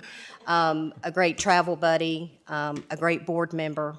Thank you for your leadership as chair this year. You've done a great job. So just thank you for your service, and you better stay in touch too. And I just wish all three of you the best of luck in whatever you do. And MCPS should be very thankful that they've been represented by you. So thank you guys for everything. Thanks, Dana. Okay, so it's almost 10:15. So, yeah. So what I can say to the three of you is thank you for stepping up. Again, may not have always agreed. And we went through 4 hellish years, okay? But the last year and a half have been just, I can't say great, but they have been much better. We as a board have come together because, quite frankly, we were not being pulled apart. And doing the work that we are supposed to do, and that is taking care of our students. So I wish you all the best of luck. You know, I'm not that warm and fuzzy one, so you don't have to stay in touch. But if I will kind of respond sometimes. Okay? So anyway, thank you, because it takes a lot, and the last 4 years have been a lot. Thanks, Penny. We're going to invite you out to coffee every week. Oh, yeah. That works, yeah. All right. All right, next item on the agenda is upcoming school board meetings, and... Who cares? Yeah, right? We're done. We do have an organizational meeting, which will not be on the first Tuesday, which I think is that the 2nd? It'll be the 9th, so good luck, and I'll definitely be watching. Yeah. Let's see, next topic, we're going to go into closed session to discuss a personnel matter and collective So moved. bargaining. I'm sorry, and 2 student matters, right? Yep. Okay. All right, do I have I have a motion and a second already? Go ahead. Ms. Bond? Ms. Franklin? Yes. Ms. Graham? Yes. Mr. Hudson? Yes. Ms. Cass? Yes. Ms. Parton? Yes. Mr. Chewbacca? Yes. 7 in favor. Motion carries. We're in closed session. We'll take a 5-minute break. Board, I'd like to get a picture. Do you want to do it at the very end, or do you want to do it right now? Okay. Okay. Okay.